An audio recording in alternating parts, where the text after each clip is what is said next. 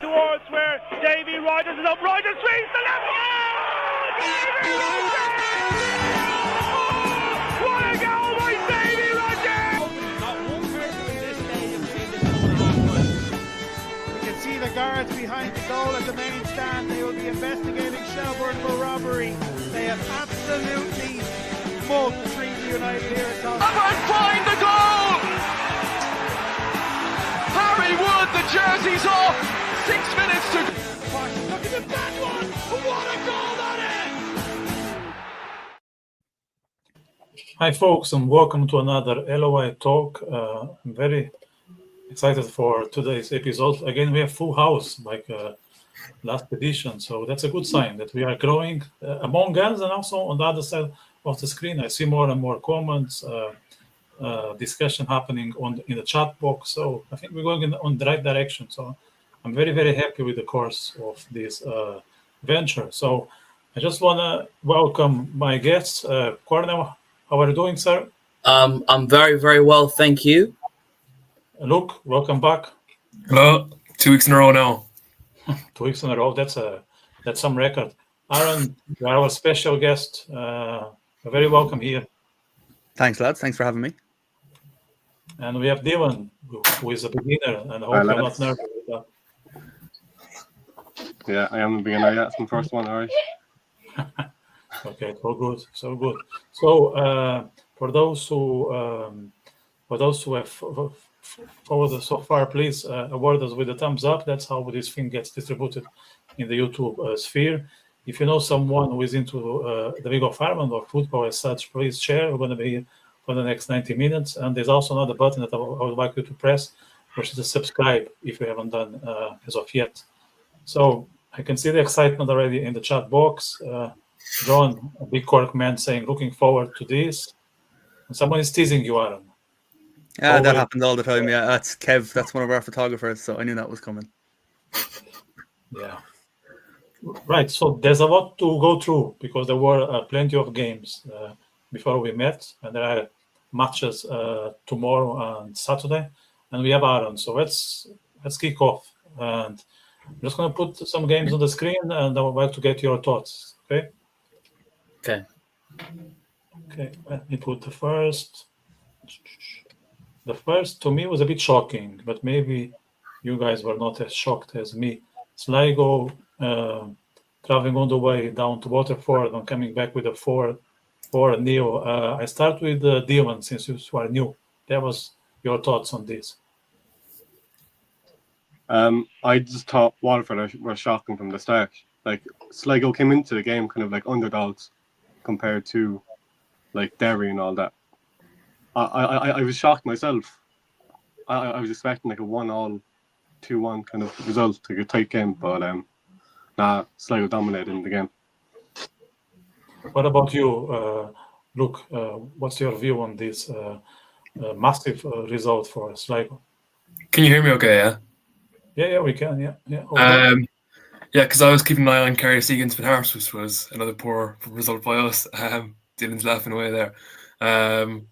But me and John were doing like a watch party kind of thing, so we were keeping an eye on that one, and that really shocked me because like you were just gradually getting the goal notifications in. And like Waterford were really strong when we played them in the first division 2 years ago, and even they were challenging for Europe for the majority last season. So I think for this to be going the way it is now, it's just really disappointing. But just that Cork City result again that we'll get into next time or soon. But it was really poor then, I think, for Waterford overall, yeah. Just before I pass to you, Aaron, we have a comment here from our good friend. He's also a massive Cork City fan. Dave, crazy game and much needed for us. Like, I'm delighted to see you back, Dave. I haven't seen you in the comments for maybe 2-3 weeks. So I'm so happy to have you here, always saying wise things like this, Cork City. Aaron, your views on Sligo hammering Waterford in their own tempo. Yeah, well, first of all, I suppose it sounded like it was a miracle the game went ahead in the first place. The pitch, apparently because of the weather, wasn't in great nick. But as you said, 4-0 is unexpected. I don't think anyone saw that coming. But I suppose people are talking about mini leagues now with Cork City, Waterford and Sligo, and Bows were down that end of the table as well. But yeah, I didn't see a 4-0 coming, but Sligo would have been delighted. Waterford obviously at home not so much. That was a continuation of the kind of losing run they've been on, so not ideal from their point of view. Another comment here, best time of the week, says Ben. And I think, Cornell, I think he's referring to you. It's just to see your expertise. You know, you are already a star in this show. That was your wise views on this fantastic result for Sligo. My views on this is it was one of the best games that I've ever seen. Sligo Rovers, again, a team that obviously has been in serious trouble, struggle for form, but they've really turned their season around after criticism being aimed at John Russell and the squad and the lack of depth that they had in the team. We're seeing absolute fantastic talents, you know, in the Sligo Rovers team, from Owen Helding to Jay Hackey. You know, this is the very best of Sligo Rovers that we are going to see. And you know, they showed the quality, they showed the class, and they deserve to get the 3 points and the win.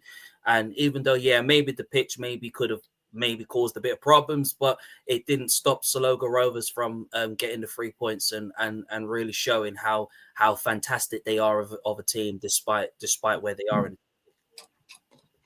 Okay, another one that I didn't see it coming. Derry coming back with a victory, 3-2. It wasn't easy, but it doesn't matter. It's 3 points in the pocket.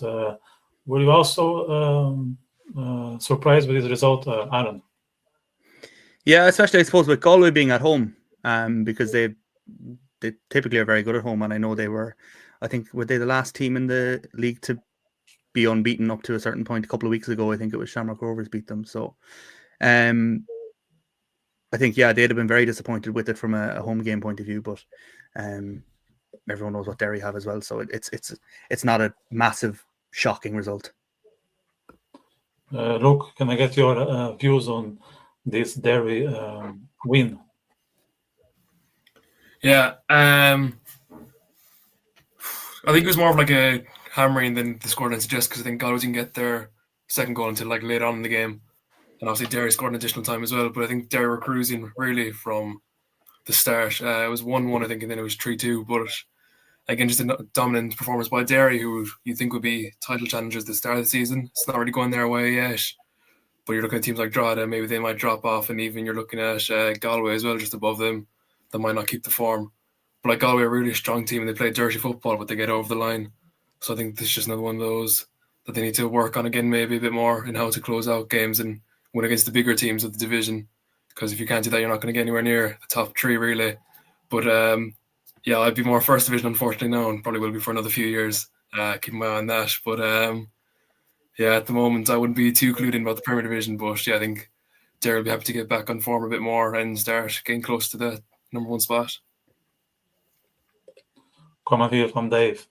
Derry, the plastic pitch princess. Any thoughts on this, Dylan? Right, sorry, could you repeat that? Yeah, just if you want to say a couple of words about Dave's comment and also the game. Since like it was 2-1 to Derry at half time, wasn't it? Yeah. Galway got sent off in the 49th minute, and I think they struggled to keep up after the sending off. So I think Derry took advantage of that and went on to win. Cornell? I think fantastic win again for Derry City. They've gone through a lot of serious criticism after, questions were asked about Tian Lynch as a manager and his style of play, and how is the players going to fit into his style of play and how he wants them to play. But for them to win again this game, obviously, I think shows that they are on a very, very good run, and we're seeing the very best of Liam Boyce as well. Good to see him scoring again. Really showing his quality and really showing his class, even though, yes, it was a topsy-turvy sort of result. But the thing is that they always find a way. And, again, I think it's very interesting to see, how like Galway United, a team that were the only team that was actually unbeaten in the League of Ireland this new season, and obviously had their undefeated streak ended. But Derry City always finds a way, and I think if they need to carry on playing the way they're playing, because they are a very, very good side. And, yes, it took them a while for them to get going after their manager, Rudy Hickins, obviously had to leave last season. But I think Lynch, I think as long as he can know his starting 11, know his style of play, then I think we'll definitely see the very best of Derry City. I mean, yeah, I did expect them to be in and around the title, challenging for the League of Ireland title, but at the moment or whatever, it's very difficult with the other contenders of Shelburne, Shamrock Rovers, and St. Pat's, and obviously Drogheda. But again, I think this is the start that Derry City needs, and I think they can really crack on with their season. Matt, you're very welcome to this show. The second time you are here, so we are familiar with the structure. We are now discussing Derry win in Galway. Yeah, looks a very crazy game. Firstly, apologies for my latest. Just very busy, but yeah, looks like a very crazy game. I can't say I have too much thoughts on it because I didn't actually watch the game for obvious reasons. I was watching Bows.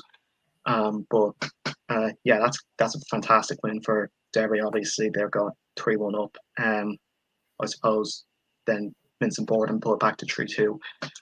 By looks of it here, just like off the stats sheet, it was a fairly kind of even contest. Like, again, I didn't watch the game, so I'm not gonna try pretend like I did, like I know kind of how the game went overall.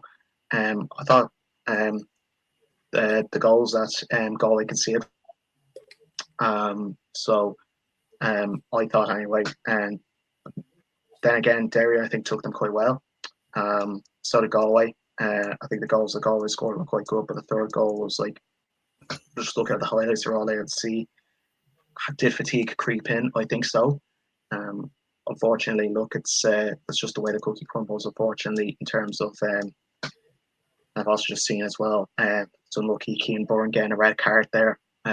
Unknown from Bohemians, of course.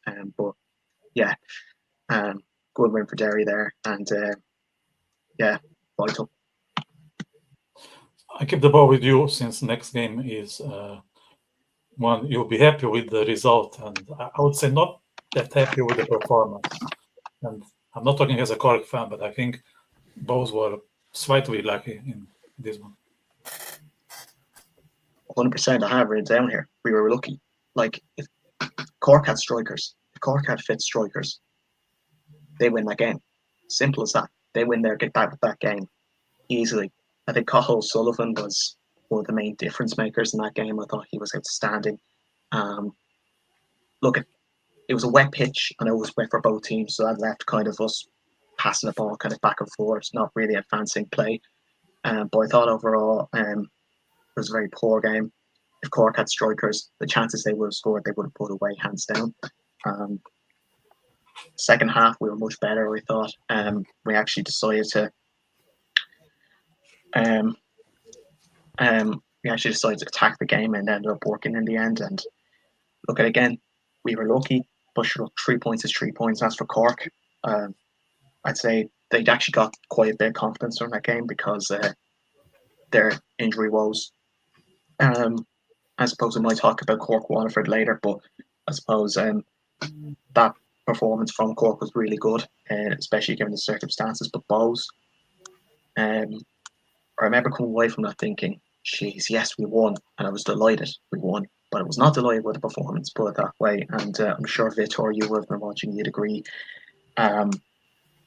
Like, Cork were unlucky. They were really, really unlucky, but it was just so many injury problems at the moment, and I think that could be the difference between yous staying up and yous going down, because a lack of squad depth. I know you signed that Dutch lad, I can't remember his name, but yeah, it's not looking good. Not looking good. Dion, you were at the game like myself, and actually you did a very, very nice video that it's available for people to watch in LOI Talk YouTube channel. I suggest you to have a look. It's really captured the atmosphere among the fans, which I think we were fantastic as usual. Dylan, what was your perspective of the game, especially as someone who was at the ground? I thought City were dominating the whole game. Both struggled to get out of their own half. There was 1 or 2 chances where Bow was forced to save from Troost at one stage, but Mbang and Cahill were tearing Bow's like midfield and defence apart. And there's one time where Sean Murray went for the cross, hit the crossbar and went over. But that built the atmosphere for the away end. And Bow scoring in the 85th minute, like Nick Manus, we were very unlucky to come out with no points. I have a comment here from Dave that I would like Cornell, if you don't mind, to comment. He says, injuries have been the story of Cork City this year more than any other LOI team. A healthy squad will be punching near the top. Yeah, and Dave is right. The injuries haven't really been nice towards Cork City. I think that the biggest one has been the likes of Rory Keating, who's out to 6 to 9 months. You know, that's a massive blow for Cork City. Keating obviously being out to injury as well. Obviously, Greg Bolger coming back into the team is a major boost as well. And I did say when I saw that Cork City had Keating and Maguire out, then questions were asked. Well, is Cork City going down? Are they going to be fighting for playoffs and relegation? And then they brought the Dutch striker in to really, I think one striker is not going to really be enough. I think they need to add another striker to back up the likes of Maguire and Keating, because one striker is not going to cut it. I think they need 2 strikers for me. I think Daniels, which Dave has just put down, big up Dave every single day. You know, he's gonna get them the goals and really try and get them up the table. But as I said, one striker is not going to be enough.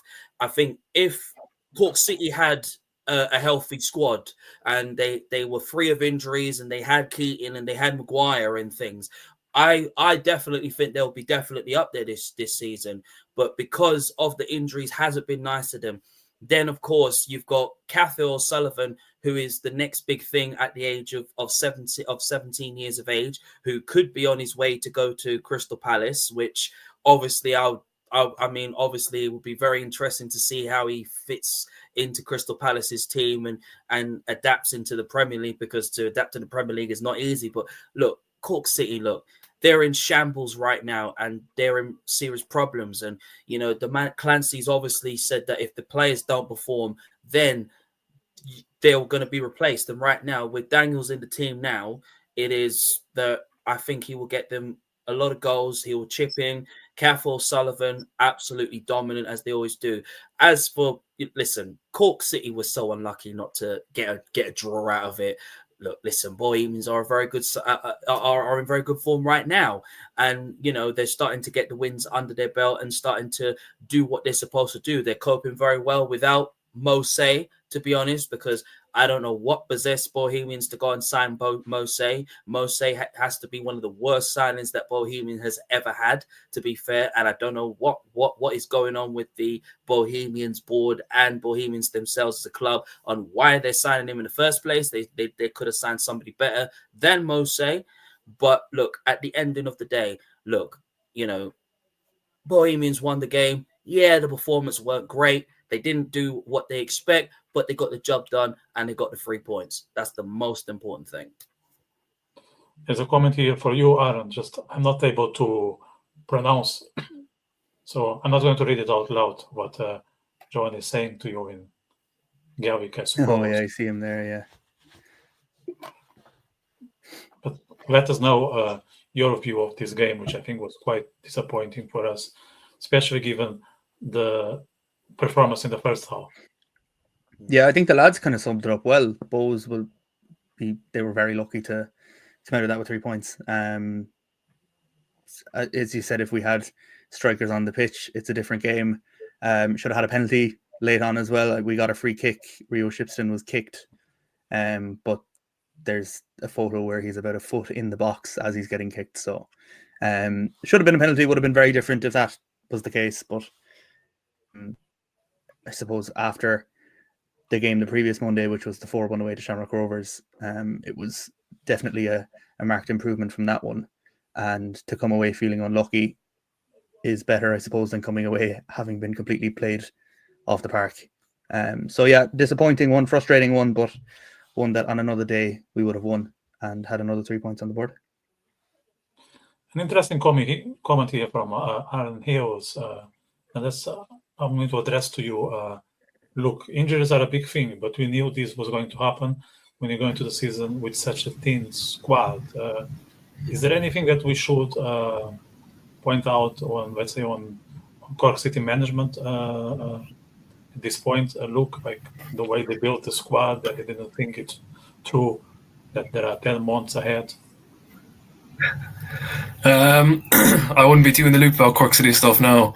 I try to stay away from that crowd, so I wouldn't really know too much about what's going on in that place. No, I've heard John say the likes of that sort of stuff, that injuries have been a problem, that you sort of saw them coming, and that maybe they should have signed more. I didn't really know what the transfer window was like, so I couldn't really give an accurate opinion, really. So maybe, I don't know. Like, injuries do happen, of course. Yeah, I bring the question back to Aaron. I think you are in a better position than anyone else here. So I think it's fair to say, look, it was a thin squad and you're a few injuries away, but at the same time, the first couple of weeks of the season, we had Cathal O'Sullivan, Rory Keating, Shawnee Maguire, Greg Bulger, and Malik Dykesteele all out injured. Like, it's complete bad luck. You can't.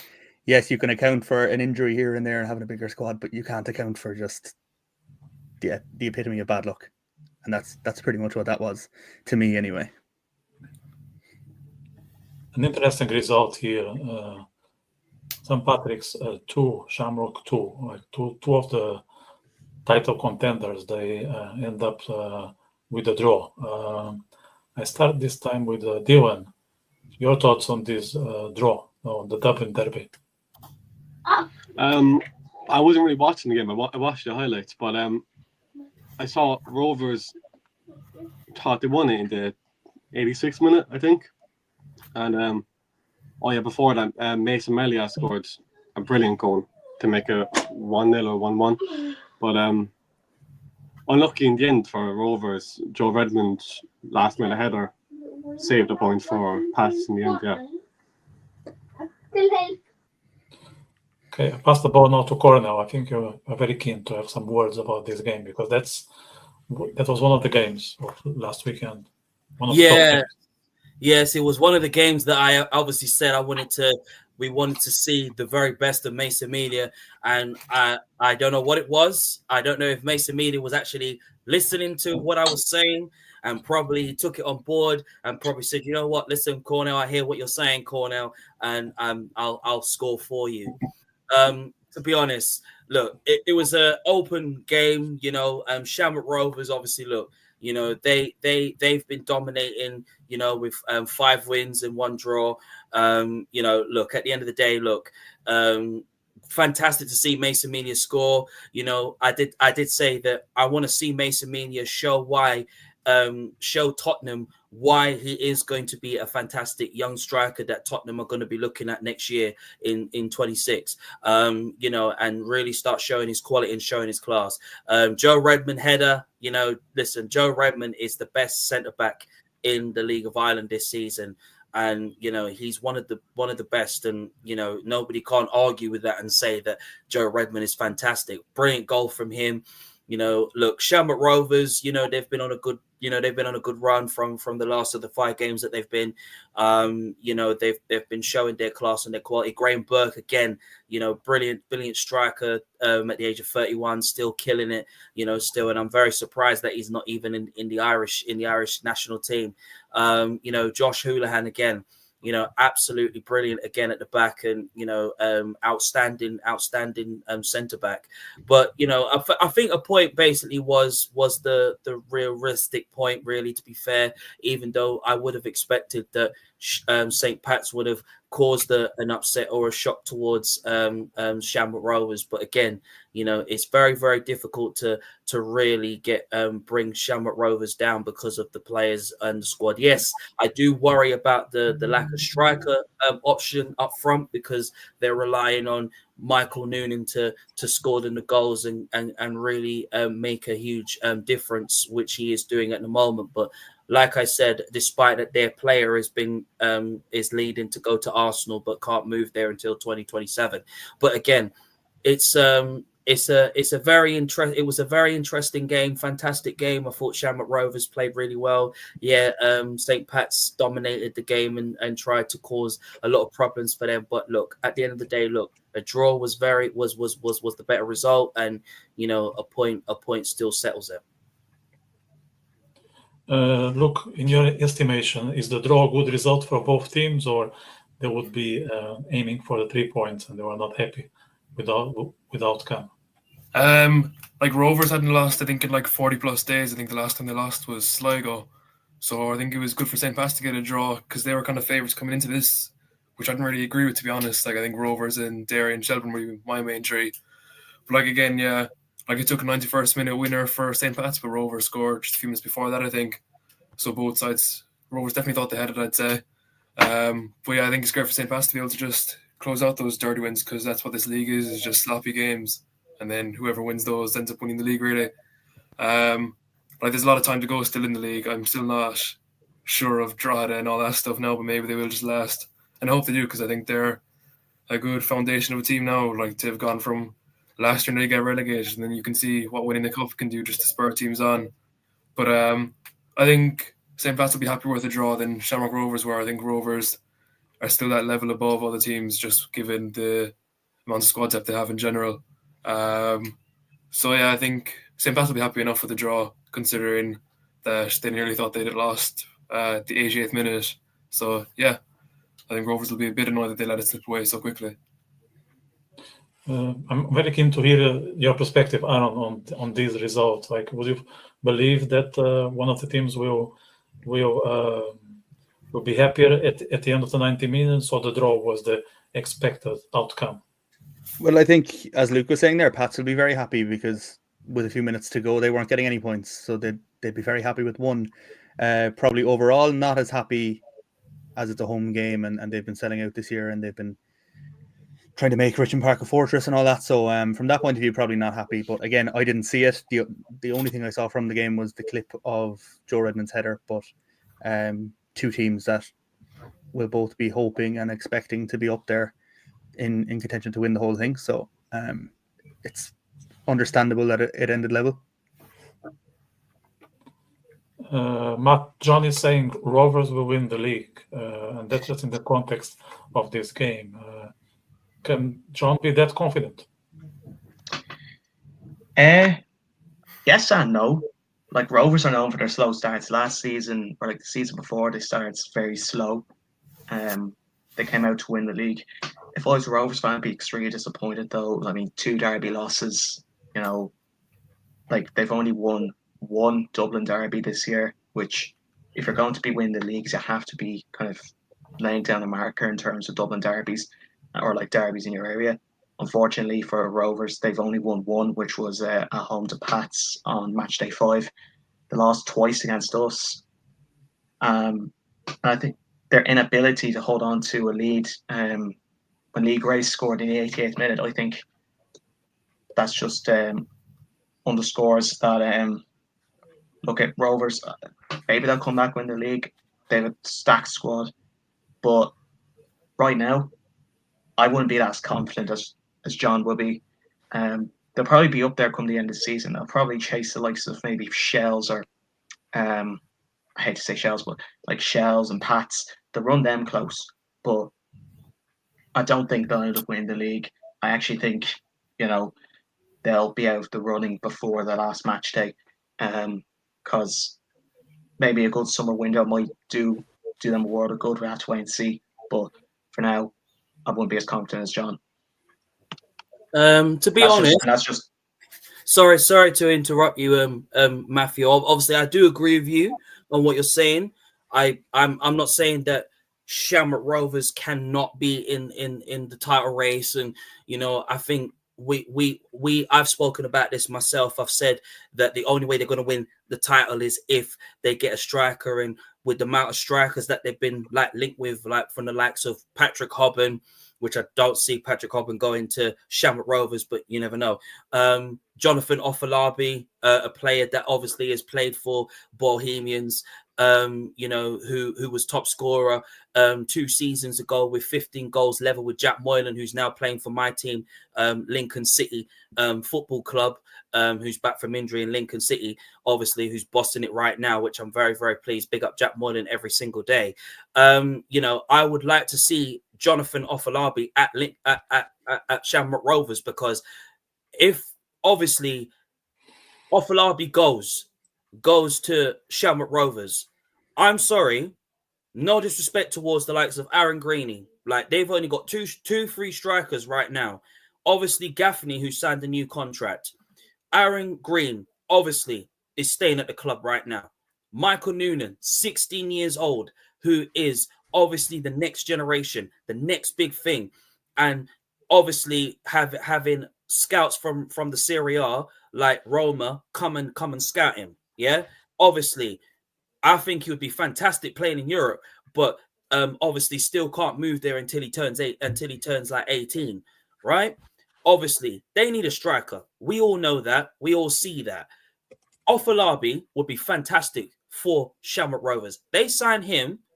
I think they've got a chance of basically challenging for the title. And obviously, they are very determined to win their 5th consecutive League of Ireland title. And that is what they want. They want to win it so they can, really give that send-off to Stephen Bradley that he deserves. Because right now, he's in a thinking mode right now to say, well, how can they get back to their very best? The only way they can do that is bring a striker in. Maybe they need to bring a winger. Someone like an Asamoah who could basically take the pressure off Jack Byrne, and then obviously look, Danny Mandroya's back. We all know what Danny Mandroya can do in this team, right? But obviously, I wouldn't rule out Shamrock Rovers as yet, because basically, look, I want them to do well this year. I want them to carry on the form that they deserve. But obviously, never say never with Shamrock Rovers going on to win it. Yes, we all know that maybe St. Pat's will possibly go on to win it. Shelburne might go and retain it. We all know that Derry is basically out of the running.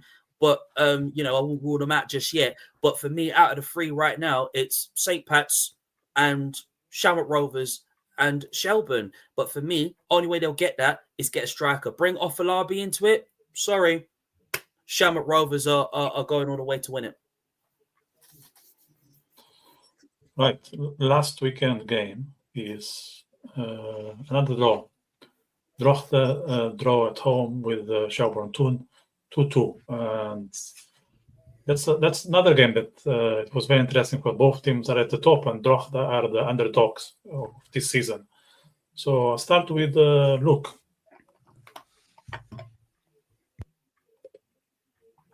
Yeah, I was just speaking there about whether Drogheda will continue with this form. I'm not in the loop too much about the Premier Division, so I don't know how teams like this normally do, who wouldn't be considered favourites. But I think for that to have happened to them, I think that they are getting the results. Me and John, who was in the comments there, we were watching it there on Space, just keeping an eye on it. And Shelburne had so many chances. During the game and just couldn't take them. Like, there was a shot right in front of goal. I forget who took it, but like it just went flying over the bar. And then Drogheda, they took the chances that came to them. I don't think they had as many shots, but like when you take the chances that come to you, like sure, you're going to do grand then. But like if Shelburne had taken half the chances that came to them, I think they would have won comfortably enough. But yeah, like Drogheda were able to close out the game anyway. It took an own goal from Shelburne for them to get their second goal, but sure, it doesn't matter how they come once they cross the line, really. So yeah, I think Drogheda will be very happy with how the season's going so far. Still top of the table. Just 1 loss and then 5 wins and 5 draws. And like if the draws are against big teams like we've just seen there against Shelburne, like you won't even mind them. But I think they just need, they're not too many draws because you can slip off a bit. But no, I mean they're a point clear now from St. Pat's and 2 from Rovers. So yeah, I think they'll be happy enough again. Dion, now that you change outfit right on time, Dave is saying, I appreciate Dion rocking the CFC training jacket and the home jersey. He is a compliment for you. You are on mute. You are able to talk. He can't That's talk, fine. That's fine. We'll pass to Matt then. Thanks. Yeah, the live game this week, or sorry, should I say on Friday? The live game on Virgin. Yeah, look, Drugs will be very happy, I thought. One thing that I seem to notice with Shelbourne, though, is in the games in which they're drawing, or like especially when they're drawing, they're dominating possession, they're dominating shots, but they're getting very few on target. That now I'm just reading off a stat sheet. I didn't watch the game again because I was watching Bose, but what I notice is they just can't seem to finish. And then when they do finish, they just kind of part like the Red Sea, essentially. Drogheda will be very happy, obviously. They're still top of the league. No, I didn't foresee this coming. I don't know if anybody here foreseen this coming, especially considering they have European football coming up soon. They're probably preparing for that. But I think, like, generally speaking, Shells will be very fuming with that. They dominated the game in terms of like shots, possession, like the stat sheets, all that kind of reliable, dominated the game kind of stuff. Unfortunately, the only stat that really matters at the end of the season is how many goals you score, and if you score more than the opposition team. And Shelbourne will be fuming because, again, they dominated the game. I think there was like 75% possession or something, and we'll talk about later, obviously, against Galway.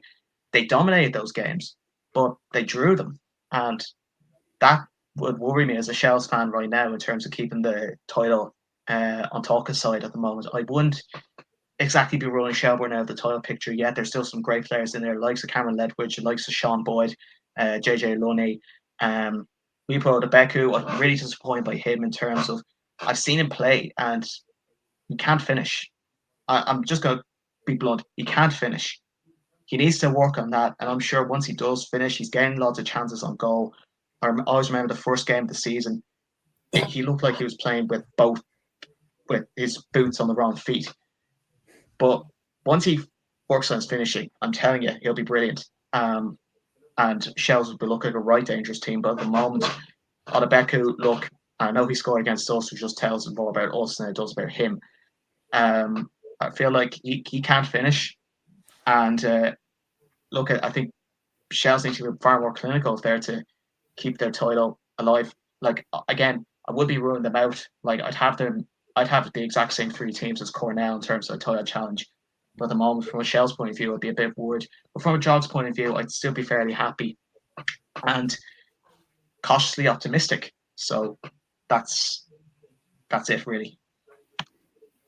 Aaron, after securing a draw against the current champions, how far do you think Drogheda can go in this current season? I've no idea, to be honest with you. I'm loving the fact that they're top and they're holding on top, because it's nice to see a different club on top than your Shamrock Rovers, Shells, as it has been the last couple of years. From a Cork City point of view, we played the two of them and drew with both of them. Probably should have beaten Drogheda at home. So, to be fair, Drogheda have been doing very well. They're obviously cup holders as well, so there's obvious talent there, and there's some really good players. So, can they hold on for the season? I have no idea. I'd love to see them hold on as long as possible and make it interesting. We all saw how tight the league table was for the majority of the season last year. So if it stays the same this year, it'll be entertaining for everybody. But I don't know if they believe they can win it or not. But I know that the likes of Shelbourne, Shamrock Rovers, Pats, I think they're all kind of within 2 points of them. So they'll all be trying to catch them for as long as they are top. Cornell, we have been following on a weekly basis Drogheda. We are always impressed with their performance, their effort, their attitude on the pitch, and that's reflected on the results. And I think this one is not an exception. No, I mean, look, both teams held out for a goalless draw. Drogheda has been in very, very good form this season because of the likes of quality players like Dara Markey, who's been the creator of the team. Warren Davis, obviously a player who's got 5 goals this season in 10 matches this season. absolutely one to watch this season, and I think he'll go a very, very long way. Yes, they've got a few injuries in their team, which basically hasn't really helped. But what they have done, they've shown the quality and the class that they can be as a team. And look, listen, I think, look, Shelburne, look, their request is to retain the League of Ireland title. Their request is to show that they can do what they say they can do. Look, I highly rate Damien Duff as a manager, and this is the reason why they are where they are, because of the winning mentality and the style of play. That we are seeing the very best of Shelburne. Odebeko, yeah, I know he's been getting criticized this season, obviously because of his shooting and things, and maybe some will say that he's not good enough. But look, give Odebeko a couple of games, yeah, and he will start scoring goals, right? With all due respect, look, I even cried out and I said, look, I want to see Boyd and Odebeko playing up front together. No disrespect towards Harry Wood. We all know how fantastic Harry Wood is. John Martin is a big blow for them. Especially up front. And I think when they have that full fit team, then I think they are a definite handful. Yes, of course, I think Odebeko could do better when he goes in front of goal. Don't keep being too hesitant going forward. Keep being confident and being positive when going forward. And yeah, of course, you expect a striker like Odebeko to score goals, to do what he is expected to do. Yes, to come from West Ham in the Premier League and come into the League of Ireland is very, very difficult, because it's the football in the League of Ireland is much more different. It's much more trickier, and it's much more much more harder.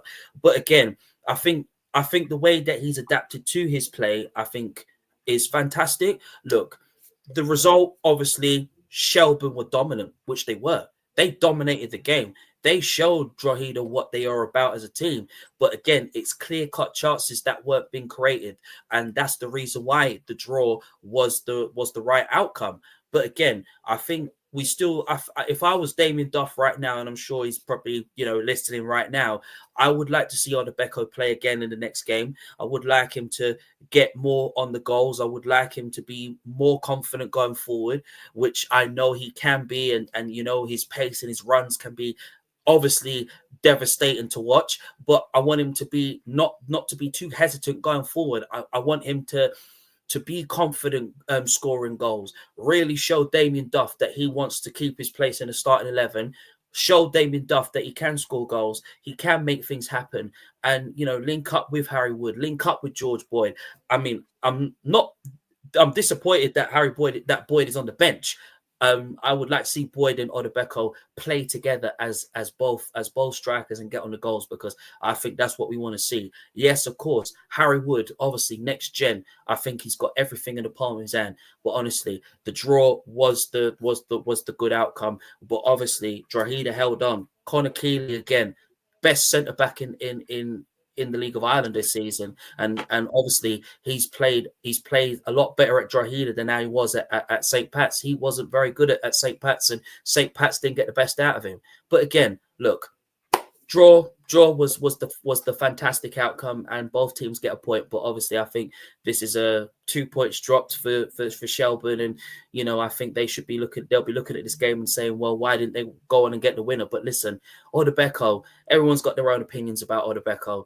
I think let him try and get the goals again. I would like to see him play the next game, get on the goals, be confident, not too hesitant going forward, and just take one step at a time. But he's hungry for more, and we're ready to see the very best out of him.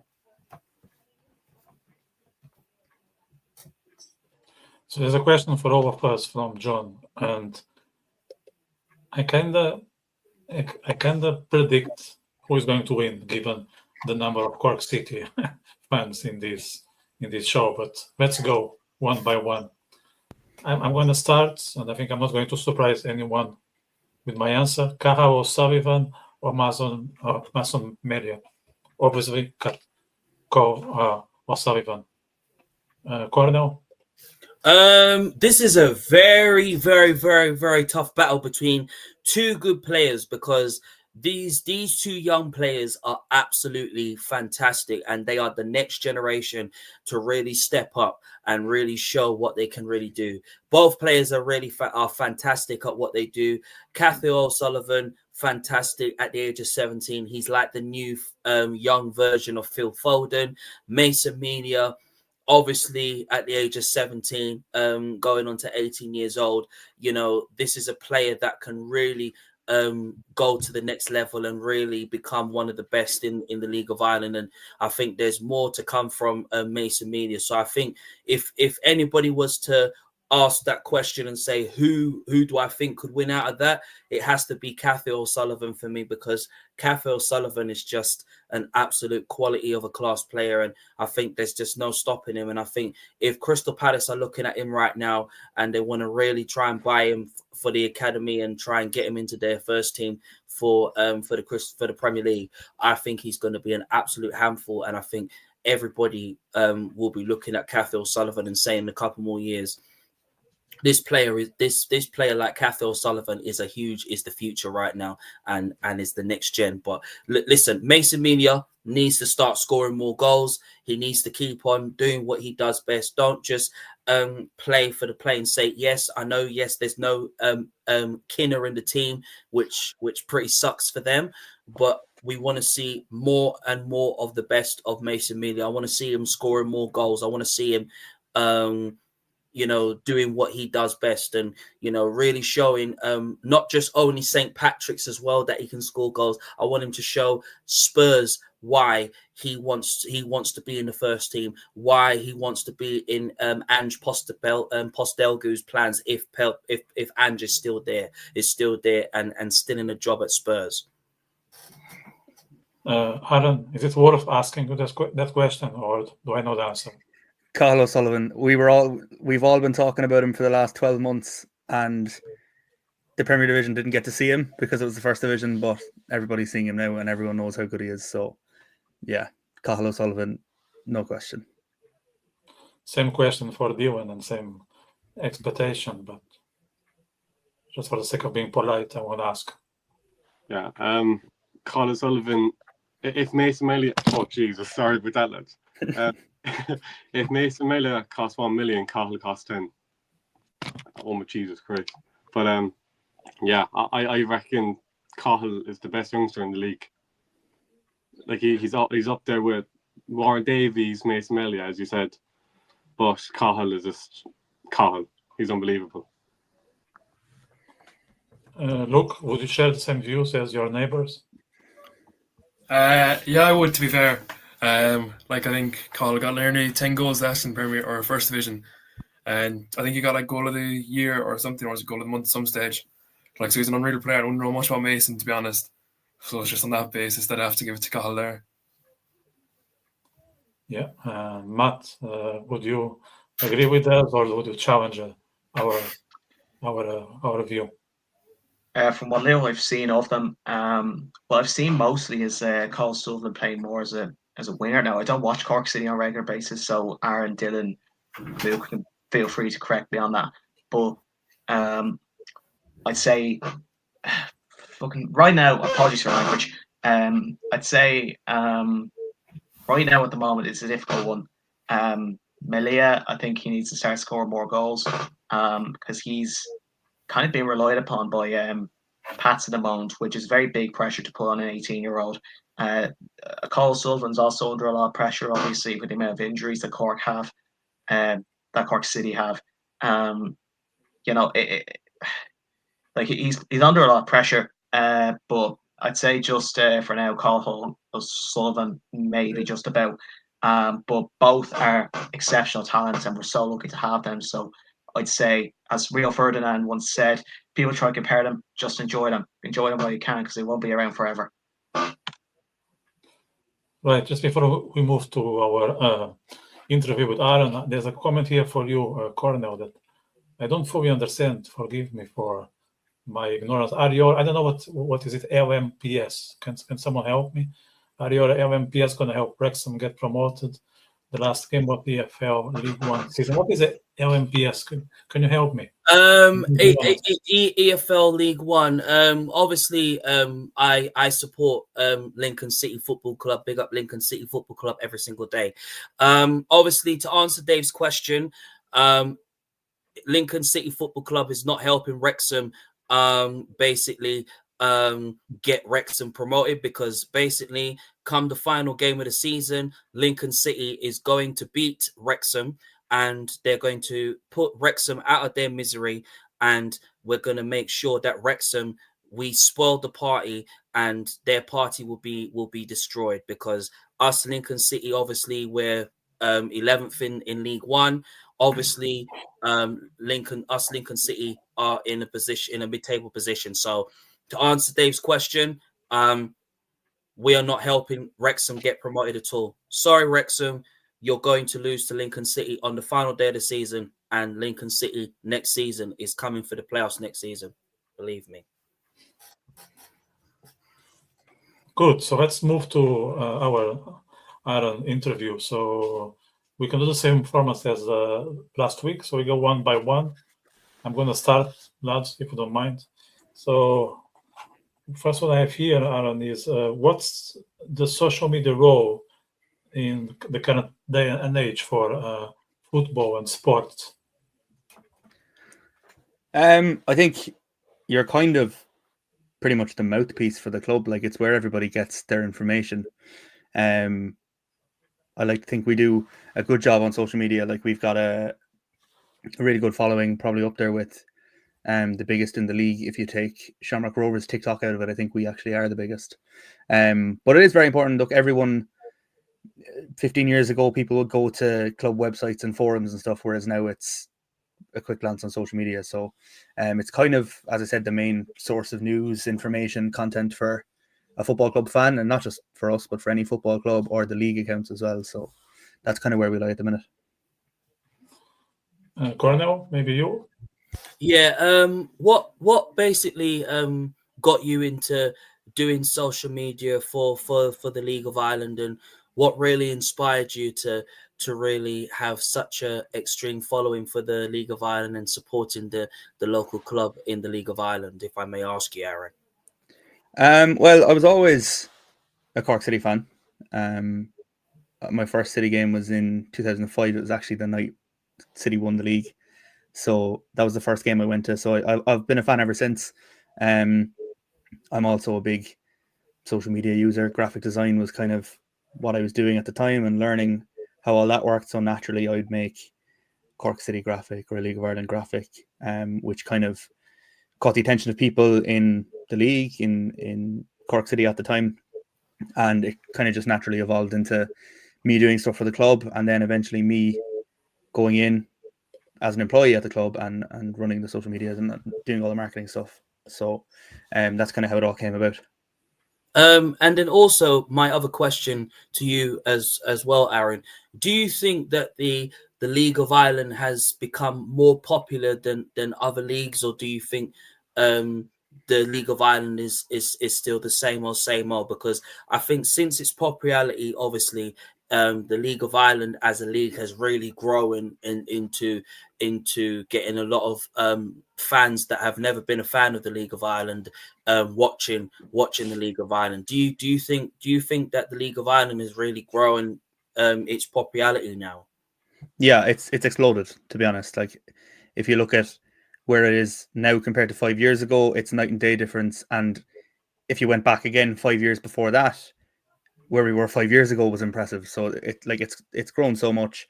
Probably weirdly enough, and probably weird to say it, but it makes sense if you step back and think about it. A lot of that, I think, is due to COVID and due to when that happened, Watch LOI kicked off, which evolved into LOI TV, and there was nothing else on really. So a lot of people watched their clubs, other clubs, and naturally went off to follow clubs on social media, and then ended up going to games. I'm laughing at Luke's hats.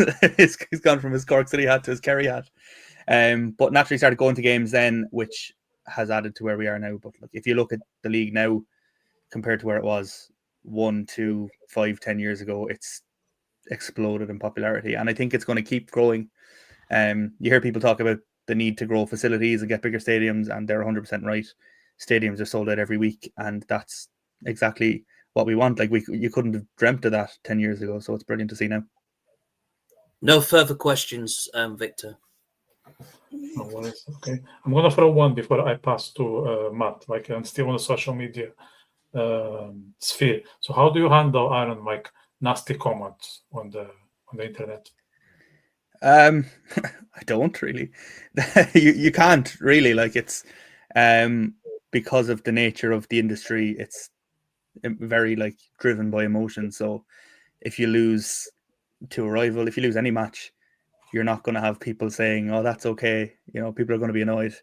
Dylan's background is getting better and better as the show goes on. But yeah, look, it's something that, not that it's encouraged, but it's part of it.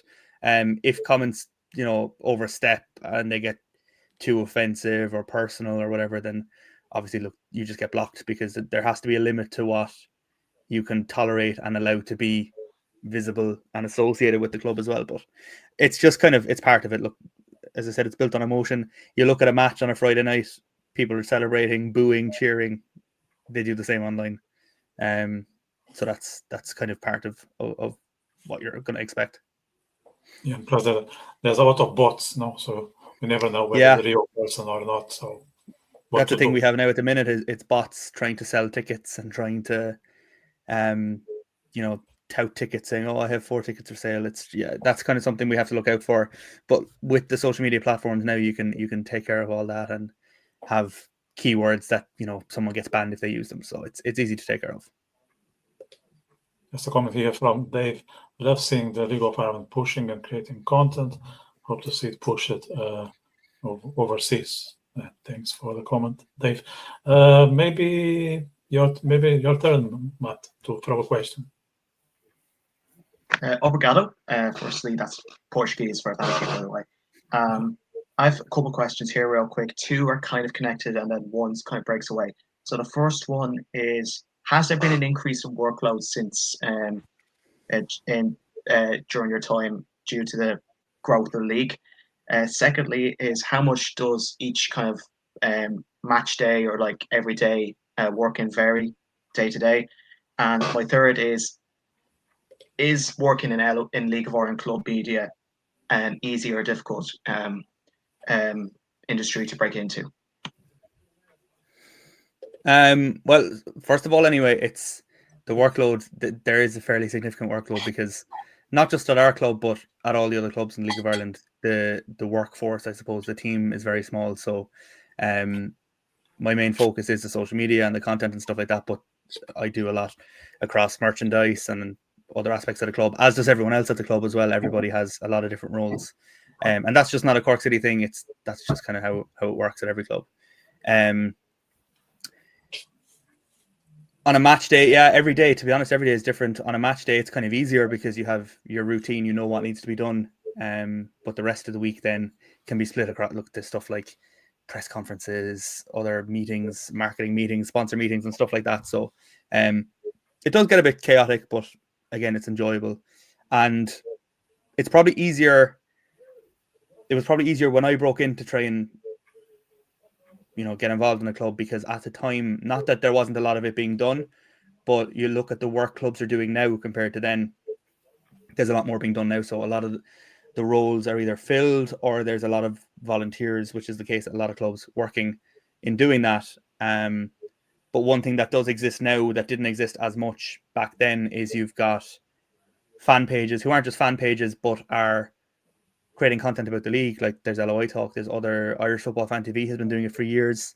Paul Nealon at Irish Football Fan TV, I actually did some work for him before I ended up at Cork City. So whereas back then there might have been a handful of pages or accounts like that, there are hundreds now. Like there's probably 30 or 40 Cork City fan pages alone, making their own graphics and doing stuff like that. So it's probably easier to break into the industry, if that makes sense, because you don't have to necessarily do it for a club.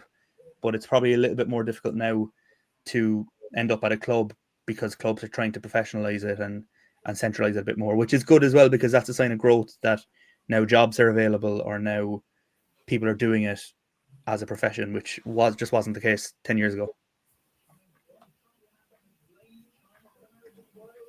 There's a question here coming from Dave on the comments. He's asking, is your focus, Aaron, more on serving Cork City fans, the League of Ireland, or expanding the reach across Ireland and elsewhere? Luke's background, I can already tell what that is. So in terms of our content, I would say probably 80-90% of it is for Cork City fans, because they're following the Cork City pages. They're likely to be a Cork City fan. We like to think that it's good enough content that other people can read it who are potentially not Cork City fans but have an interest in the League of Ireland, and we can convert them to Cork City fans. But it's not just a case of, we want people in Cork or in Ireland to follow us. There's a lot of followers, particularly on our TikTok. We kind of just post complete joke content on TikTok, and we've got like 150,000 followers, not many of which are from Ireland. There's a lot from the US and Spain, because we kind of had a bit of a back and forth with Barcelona fans and Real Madrid fans. So we have seen that convert into jersey sales and merchandise sales, because if you looked at the amount of orders that we send to the States, the UK, Spain, Portugal, all around Europe, you'd be very pleasantly surprised at just how far the reach of Cork City FC goes. But that's something we'll never be satisfied with it, if you know what I mean. Like, there's no such thing as being able to look at it and say, yeah, we're big enough now, or we're doing enough now. You always want to do more, no matter what. If it got to a point where, we were doing so much that we needed to expand the team and have more staff and produce more jerseys and more merchandise and sell it, brilliant. That's a great complaint to have, and that's something that we'd, along with every other club, want to get to. Look, before you ask your question, I think I would like you to react to this. You will know about relegation soon, when KFC get relegated to the third division. We'll beat you to it, don't worry. I think there's 3 years until relegation starts, so at least we've some leeway. So at least even if we're bottom for another 3 years, it doesn't really matter. Is that confirmed, or is still a rumor? I don't really know, because they have like 70 applicants, so I suppose they need to start that stuff first, and then they can decide about relegation. I don't know. I love Dylan's background as well. Okay. Basically, for those who might be wondering, there's a bit of an in-joke that Luke is the new Kerry mascot. So that's a bit of an in-joke we're having. So I can actually confirm that, because I've been down to Mount Park plenty of times and I've seen Luke getting into the suit. So that I can confirm that there for you. It's not There fake you go. news. There you go, like.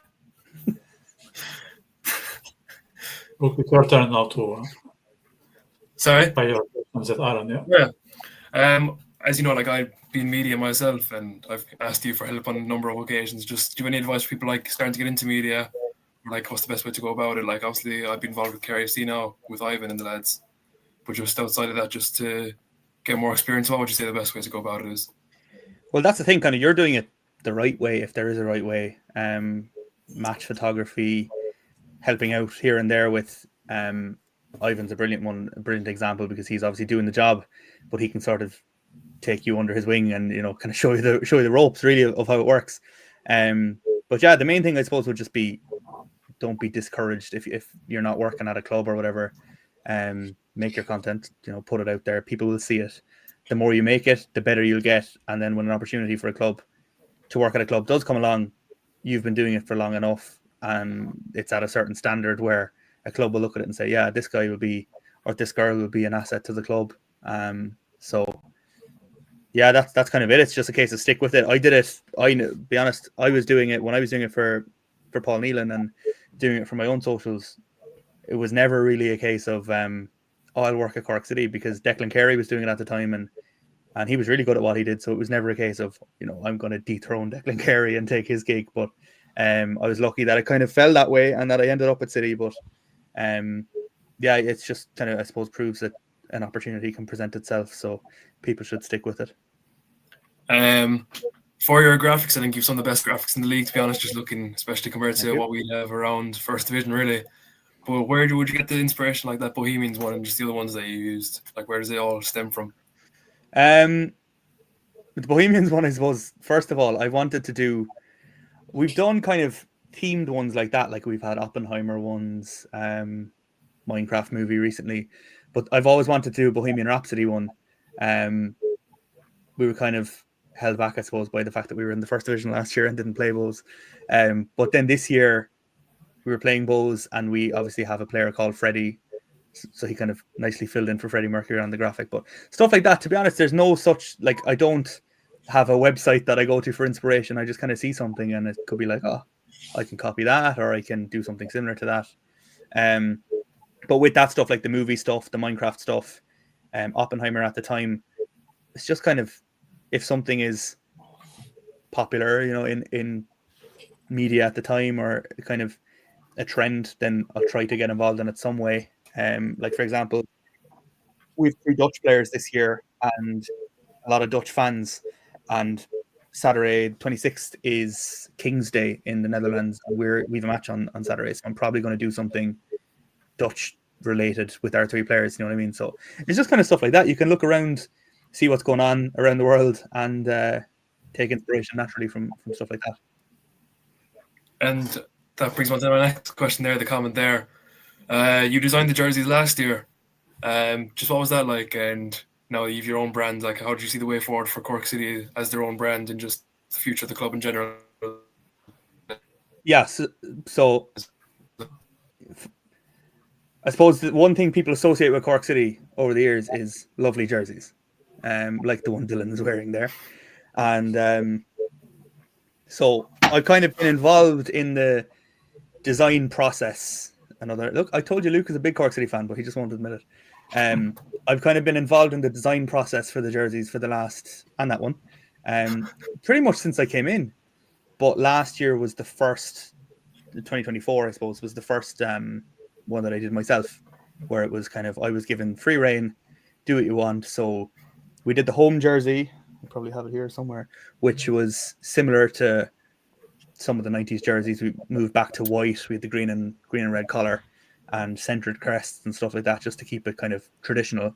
And then for the away jersey, the blue and pink, which has no correlation to Cork City at all, but it worked well. I thought it looked cool, so we did it, and it became one of our best selling away jerseys ever. So kind of from that, then, to be honest, from the day Dermot came in the door, one of the things he was looking at, Dermot Usher is the club owner, one of the things he was looking at was making the merchandise ourselves. And when we met, myself and Dermot, now the last 2 years, went to Munich to meet potential suppliers and stuff like that. And when we met them and saw samples of what we could do and what they could make for us, then that was a decision made.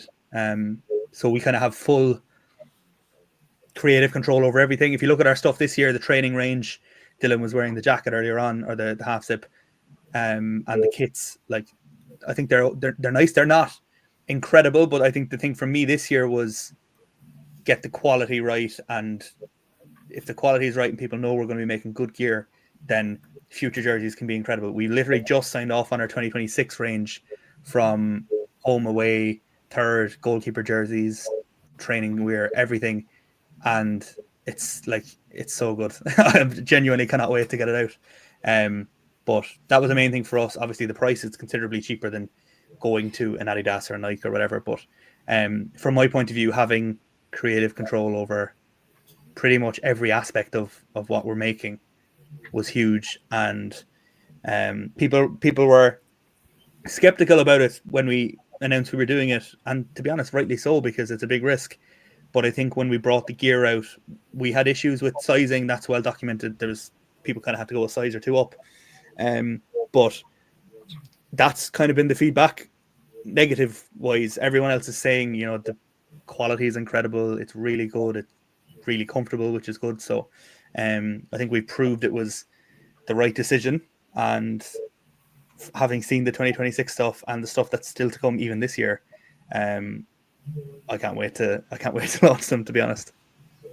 I'll just have one more and then I'll let the other lads talk. But just for the general, like, your favourite moment or your favourite thing about being a media officer for League Ryan clubs. Like, obviously you're travelling the country, but that might get a bit tiresome, so there's positive and negatives, I suppose, with that. But what would be your favourite thing about doing the whole job? I suppose as a Cork City fan, my favourite thing is the fact that no matter what, I'll be at the Cork City match. You know, people will miss games here and there for work, whereas my work is the Cork City match, so like I don't have an excuse not to be there. As you said, there is a lot of travel. Everything I do for the men's team, I do for the women's team as well, who play on Saturdays. So there is a lot of travel involved in that. For example, now last week we were obviously in Dublin on Monday, Dublin on Friday, and the women's team then were in Dublin on Saturday as well. I didn't travel to that just because I was sick of that motorway, to be honest. So I covered it from LOI TV. But even that, being able to do that, having LOI TV there, wouldn't have been the case 5 years ago. So being able to not travel to a game but still do my job from my desk here and watch the women's game is, again, night and day different to how it was. But yeah, no, overall, it's, I suppose the best part of it is getting to be at every game, home and away, and guarantee that I get to watch Cork City. I don't have to worry about fighting for tickets or trying to get a ticket in the allocation, because I'll be there, albeit in the home end and trying to be professional, but I still get to be there. That's all from me. Yeah, thanks. Okay, before I move to Dion, a question from the chat box from Aaron. Is it true we have a cap jersey for jersey this season? It might be, but we'll see what happens over the next couple of months.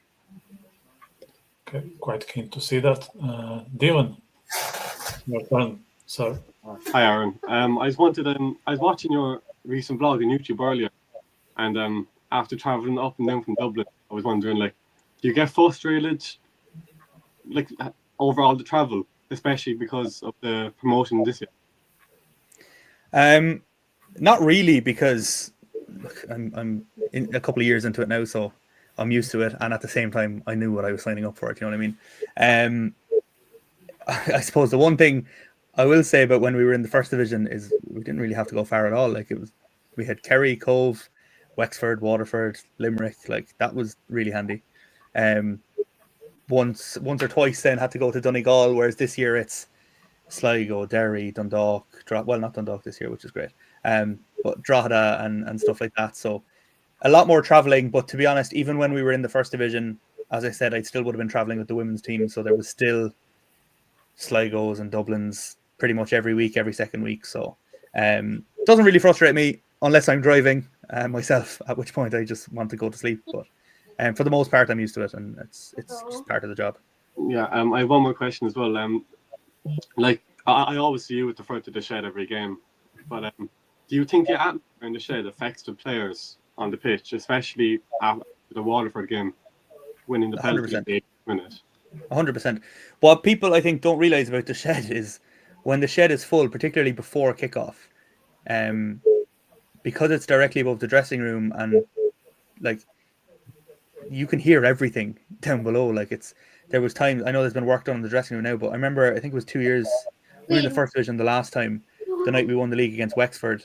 Colin Healy didn't even have to do a team talk beforehand because you couldn't hear anything in the dressing room. You know what I mean? Like, everyone, all you could hear was the shed, and probably some smoke seeping through the cracks as well. But yeah, no, the shed's incredible. Everyone knows it. Not so much the last couple of years, because obviously there's been relegations and first division stuff. But if you asked any player from League of Ireland player from the last 10, 15 years, they hated coming to Turner's Cross, and they hated having to play running into the shed because they knew what was coming to them. And I think that's been back this year. I think I commented in the video actually that Bows away 2 weeks ago was the best away crowd I've seen in a long, long time.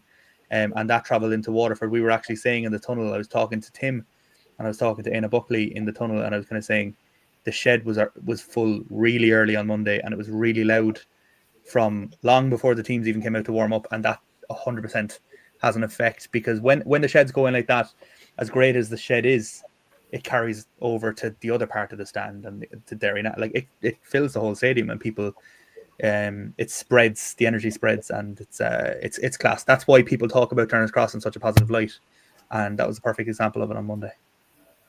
Yeah, thanks, Aaron. Obviously, the last minute winner helped as well, but the atmosphere in itself was very good as well. That was unbelievable. The last minute winner. Yeah. One of the best moments. To be honest, I would actually have that up there as one of the best moments. You catching the ball was probably the best moment. Sorry, that was definitely the best moment yet, but the last minute winner against Waterford was up there with the best moments.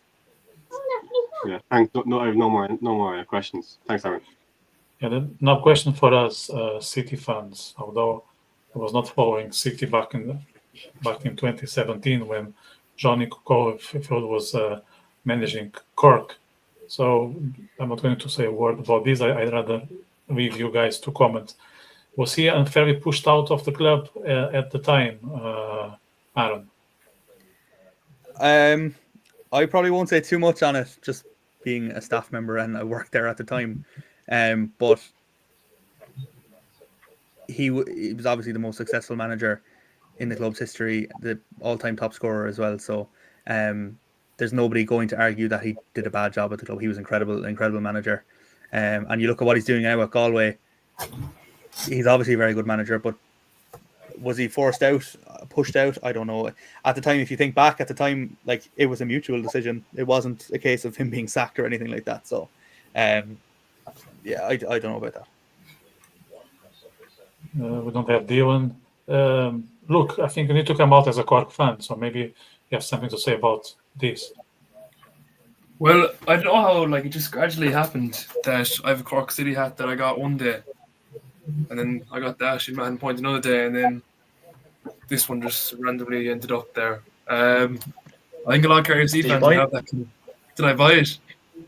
Did you buy those did you get those were you like a Cork City fan back in the day before football came to the kingdom? It's a well-known fact. By the way, I seen John's comment by the way saying down with the. I seen John's comment by the way saying down with the kingdom, and as a dub, I agree. So apart from soccer, I like the soccer club, but Kerry GEA David Clifford can get FUCKED. What are you saying, Aaron? Every Kerry FC fan before Kerry FC existed was a Cork City fan. That's a well-known fact. Well, yeah, no, I won't even try. Like, when you came down, like, we didn't have any rivalry with you, like, because we literally went to the cross. There's no rivalry. I don't think there'll ever be a rivalry, to be honest, unless Kerry end up like. No, you aren't too clear about the fair. I think like we can get something out, treat you like a rivalry, and even cope. But I think you are. It's just a shambles if we. We're like the big brother. Yeah, go.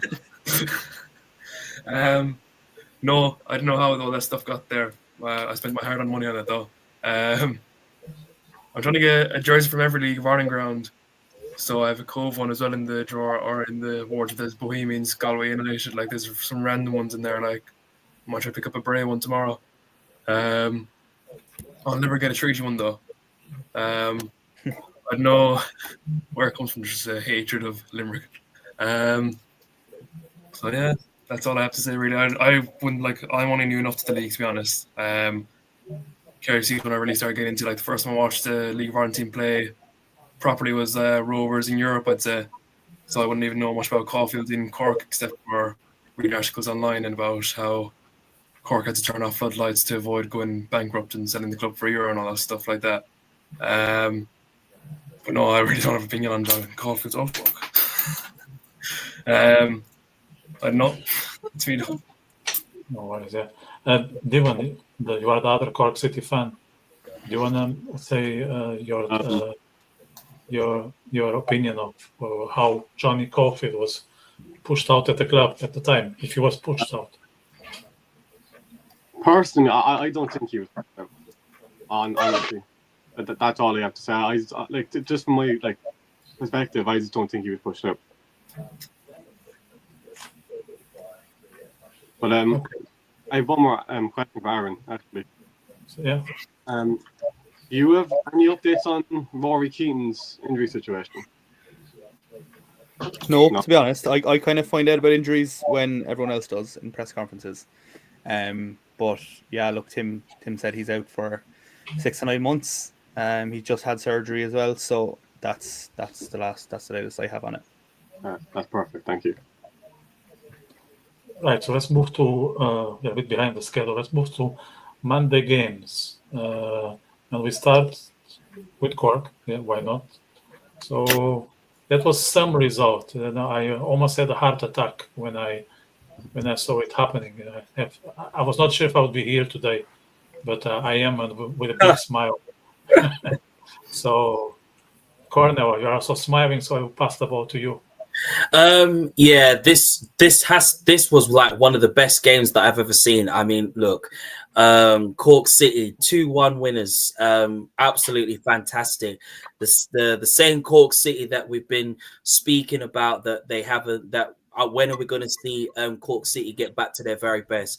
When are we going to see Cork City, really start turning the style and really start doing what they do best, and really learn that they have to cope without the likes of Keaton and the likes of Maguire. And our answers were answered, and absolutely pure attacking football. Ebiang, obviously, I mean, since coming from the French league, he has really adapted very, very well to Cork City's back line. Obviously, I think, to be honest, Ebiang, obviously, from converting from a centre back to being in central midfield, I think it shows his huge progression of how well he's gone. I thought he was really fantastic to watch. But Cathy O'Sullivan, honestly, Cathy O'Sullivan is just outstanding, brilliant player, who would just be, as I said, previously on this podcast right now, that he is the next generation and the next future to really go forward throughout his career.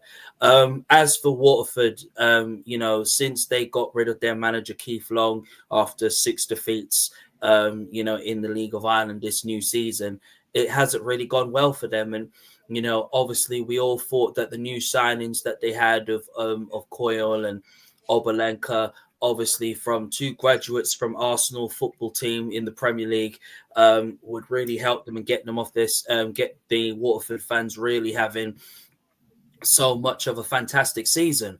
But it hasn't really worked. Almond, as the experienced striker that he is, can score goals and headers, but we haven't seen the very best of him. And I think it's really, really worrying. And I think it's going to be very interesting to see how Waterford responds and what type of manager that they will bring to Waterford. And they can't just go in and bring any manager or head coach to Waterford, because it's about getting the best out of these players. You've got new signings like Dara Power in there, who obviously we hardly hear and see. But again, Cork City do what they always do, and that is the Cork City we have been waiting for. This is the Cork City that we want to see. Yes, with Daniels in there, it's going to be better, but they need another striker just to really say that they'll be up there this season, as despite the injuries haven't really been going their way. But this is the Cork City we have been waiting for, we've been asking for, and we have been waiting for Cork City to really turn up and turn up with a fantastic performance. But I'm very, very pleased with Cork City and their performance and how well they played. Dylan, were you at the cross? Yeah, the first half was basically 50-50. But straight from the second half, Waterford scored a fluky tap-in, like typical Waterford. But this is like the second the goal was scored, Cork City were all over Waterford. Like we had multiple penalty calls, but in the end we got it in the 89th minute, and McLaughlin scored it.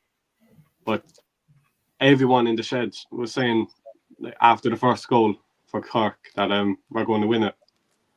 And after some gorgeous footwork from Colin Sullivan, Kennethan hit in top corner. And a lot of people invaded that pitch. And yeah, it's a typical derby, and we love it. Matt, you mentioned when you were analyzing the game at the derby moment that Cork would have recovered their confidence. Was that something that displayed in the last minutes with the Waterford at the cross?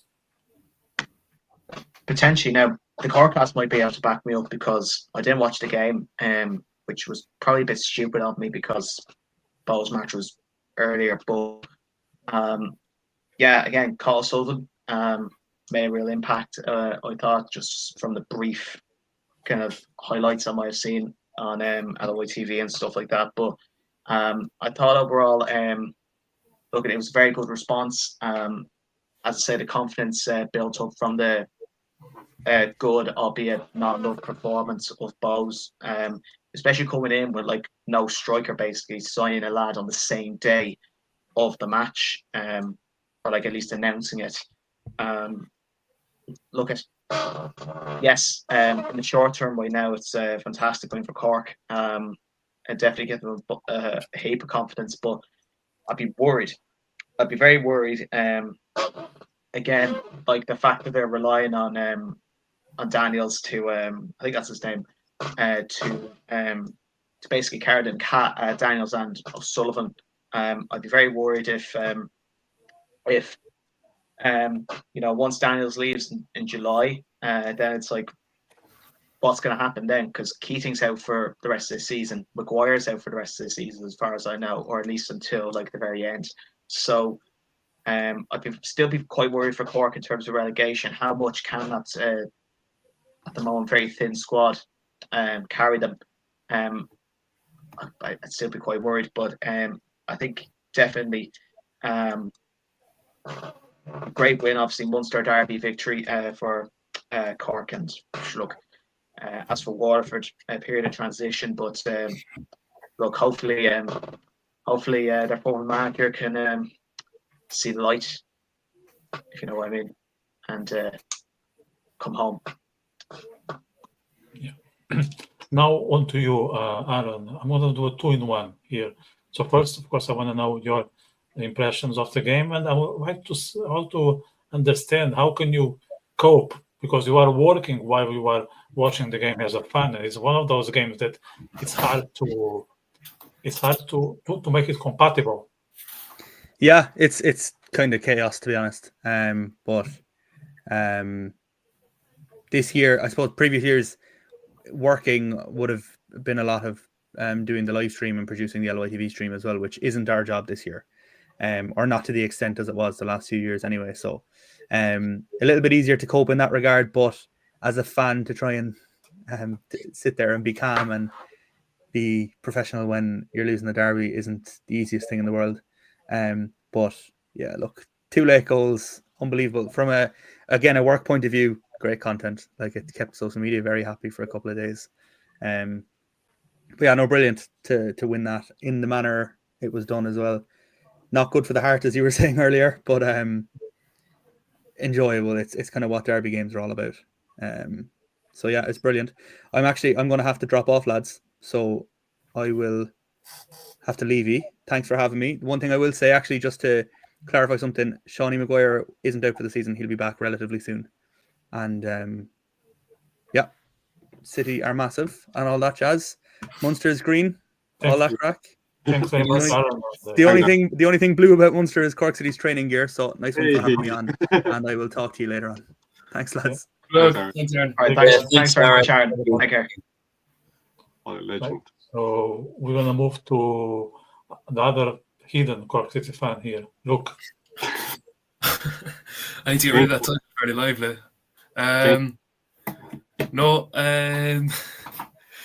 Yeah, while that was going on, Barry Coffey was scoring goals in Mount Tuck Park. So, yeah, some things never change, I suppose.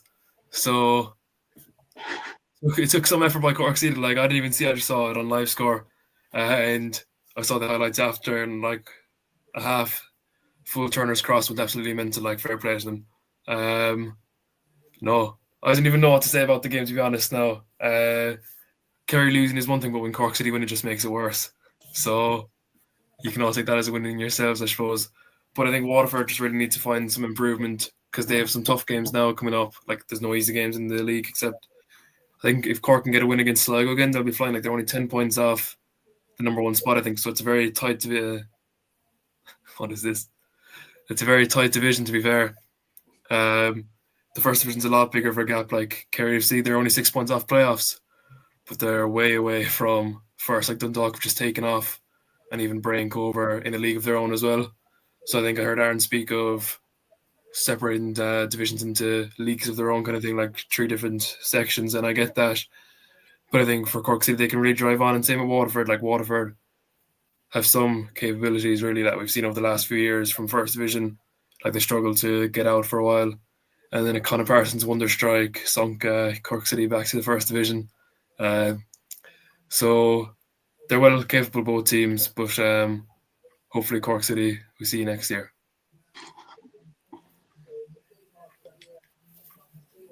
That was a shocking result for me. Apologies, Matt, but I think Rovers are not expecting to lose at home. Matt, how did you see this victory, other than being, of course, delighted? Well, yes, I am actually delighted. That man behind me, watch out for him. Watch out for him. I'm telling you, he was brilliant when he came on.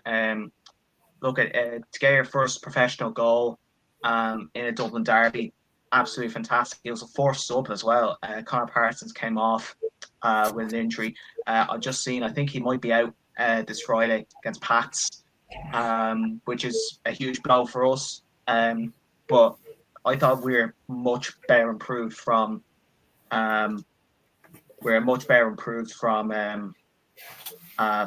against Cork. One thing I will say though is we didn't start with a striker up front. We started with James Clark up front, which basically left us short change. We had no striker, and what that meant for us anyway was pretty much like John Mountney was coming up front. If anyone saw the game, he was coming up front to like basically swing crosses at one point to like go for goals. Unfortunately, that meant that we were shortchanged at the back.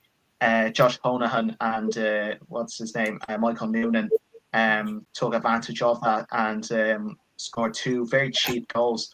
I thought Devoy was very bad in the tackle for the first goal. Now he was on a yellow card.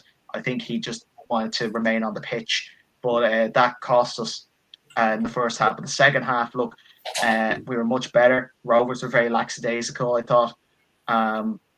But when Colin Whelan came on, I thought that was the difference maker, realistically, and when Buckley came on as well.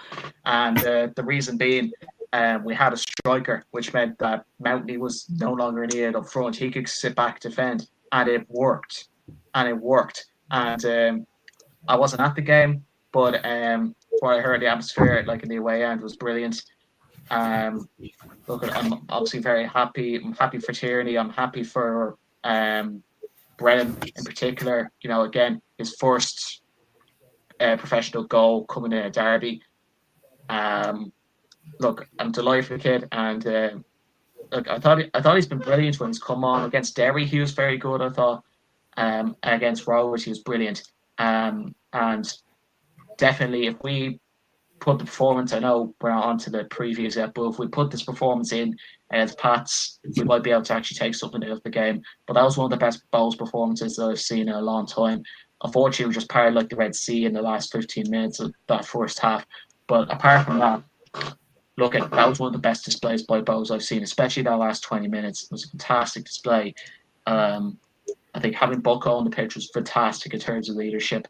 Having a striker on the pitch was fantastic in terms of, all right, now the striker could do his job, the defender could do his job, and we could just kind of organise things a little bit. And I think it paid off in the end.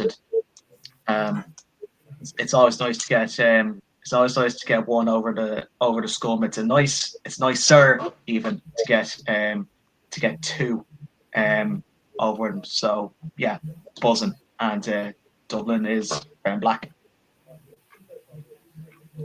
Comment here from Dave. Well played by Bowes. 20 minutes left and down by 2. Incredible resiliency. I turn to you, Cornell. Yeah, this was one of my best favorite games ever watching. Obviously, Bohemians was incredible to watch, and their performance was outstanding. To be 2 goals down and to come back to level it 2-2 and then to get the winner in with 20 minutes left. And look, it was just fantastic. Like Bohemians showed the true resilience of not giving up, even if they were 2-3 goals down. But look, at the end of the day, Bohemians showed what they are really about. Shamrock Rovers, yeah, of course. I'll be real that obviously Bohemians didn't really play as well as they expected because basically, Houlihan and 16-year-old Michael Noonan took advantage of that. And, look, Shamrock Rovers are the team that nobody doesn't want to be playing at the moment, despite their, they were on the run of 5 wins and 1 draw. But look, at the end of the day, the way that I'm seeing it at the moment is that, look, Bohemians really played really well. When you got Tierney in there, when you've got Denvoy in there as well, it's just an absolute handful. And I think the subs made a huge difference as well to Bohemians winning as well. And I think they need to just carry on playing the way they're playing and really show that their real quality, because they are a very, very good side and they have got fantastic players, but the players just have to show that class and keep showing that quality, and instead of relying on just Rossa Tierney to bail them out, or on Denvoy to bail them out in situations when Bohemians are not doing so well. Because I mean, the quality that they have is unbelievable, and I do feel that. Like I said, Shamrock Rovers, I think they've done well this new season. Out of the 5 games, I still believe they'll be around the title, obviously challenging for the League of Ireland title. I think anything is possible for them in trying to win their 5th consecutive League of Ireland title.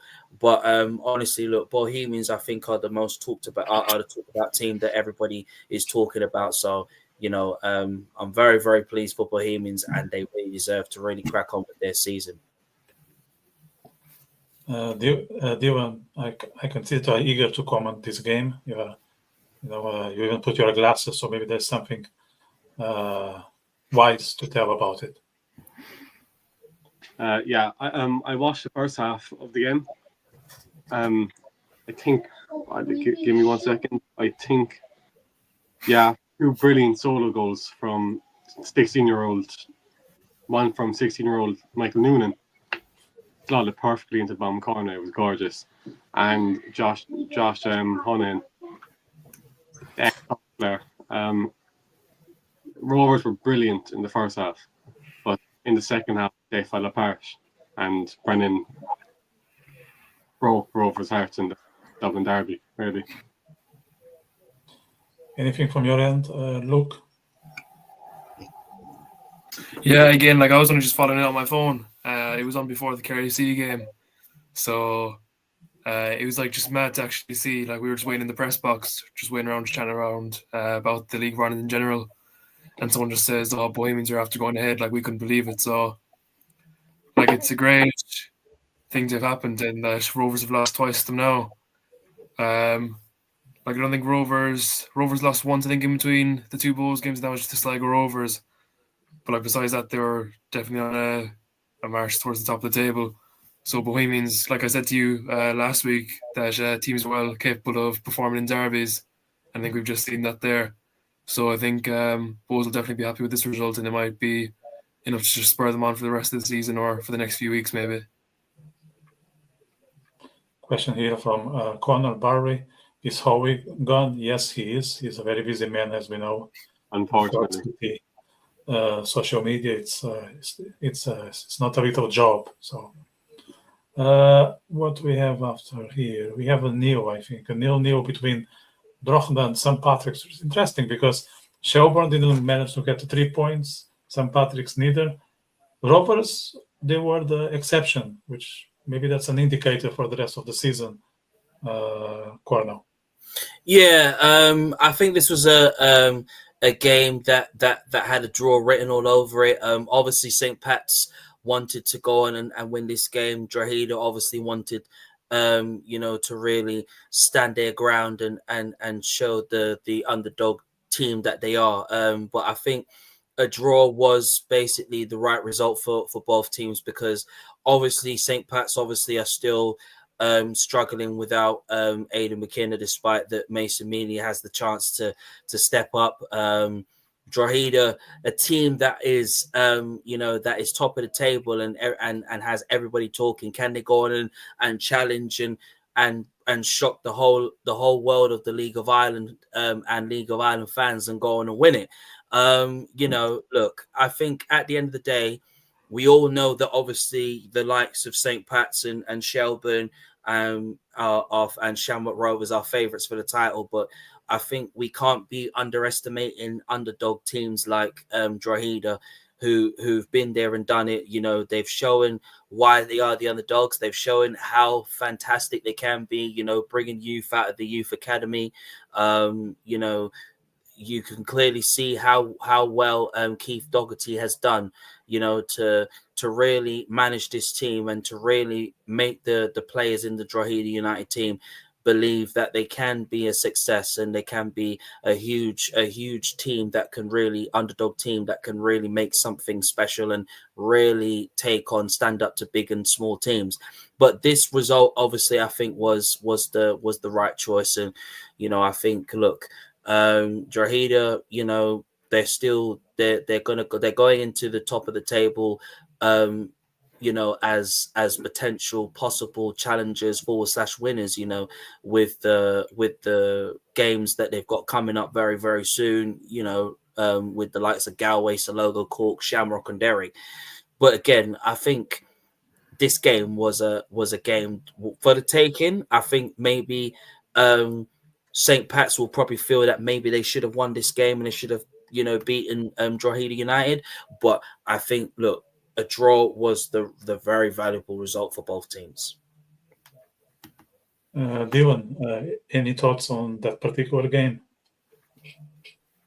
I wasn't watching it, but as Cornell said, Ednan written all over it because it's two huge teams going in the title race.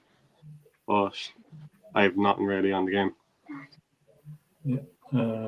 Look, anything you want to add when it comes to this draw between the two title contenders at this point in time? I think what it was really is like St. Pat's were contenders from the start. So I think it's the favourites from the start against team who's just risen from the depths, really. So I think this was a really interesting thing just to determine how Drogheda are going to go about the rest of their season. And like to get a 0-0 against favourites early is a really big step again for them. Like they got draw against Shelburne just a few days prior. So I mean the Dublin teams are really the big teams to watch out for, as well as Derry. So to be able to get 2 draws and 2 games against them, like that's really just showing that you can close out games. And obviously you're looking for 3 points, but when you're playing against the biggest teams in Ireland, you definitely won't complain for a draw. Seems that people are missing Howey. Yeah? We have a lad from Donegal asking what happened to Howey. He's just a busy man, but I'll try to bring him back to the show maybe in the next month or 2. Sorry, was saying something, Dylan? What? I said relegation party when Howey comes back next. Oh my God, Luke. Everything never. Matt, do you think Drogheda would be happy with this result, or would they expect to win, thinking that we're playing at home? Interesting one. They'll be happy again. Like they're still top as far as I know. So like obviously, anything that keeps them top, I suppose they'll be happy with, especially considering where they were at the start of the season. I didn't think they'd be top again. I don't think any of you thought they'd be top. But I think look, it's like I think Drogheda will be happy in terms of where it leaves them. Like they're still top at the moment. I would say at the moment, like Pats, would I be disappointed? They're second. So Pats could have really gone top with a win. So I'd say look, Drogheda I think would be the happier team here in terms of the draw as opposed to Pats. I don't think Pats will be happy at all with the draw, especially considering it leaves them second as one of the title contenders. Like obviously Keena, look at Keena, Melia. Like there's a good Pats side in there. Look, Drogheda have been exceptional. They have been really and truly, but I do think like I'm not going to pretend I know anything about the game because I didn't watch it or anything. But what I will say is that Drogheda will be happier. Drogheda will be happier than Pats. Another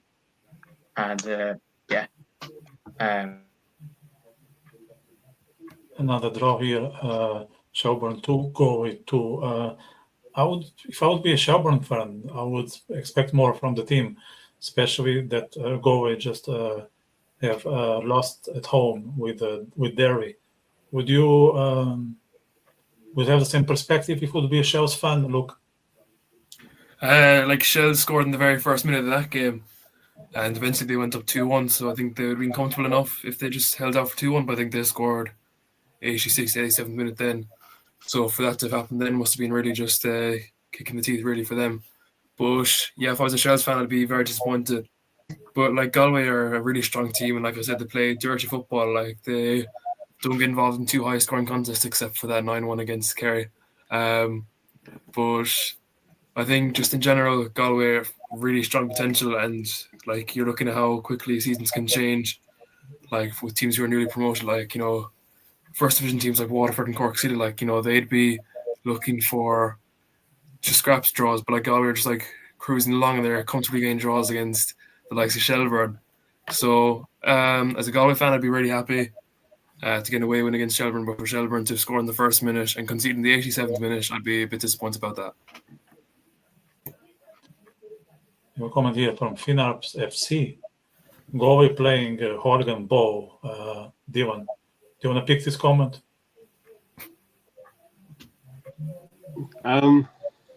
Galway against Shells. Galway put up a fight, especially Moses Dyer with that gorgeous box.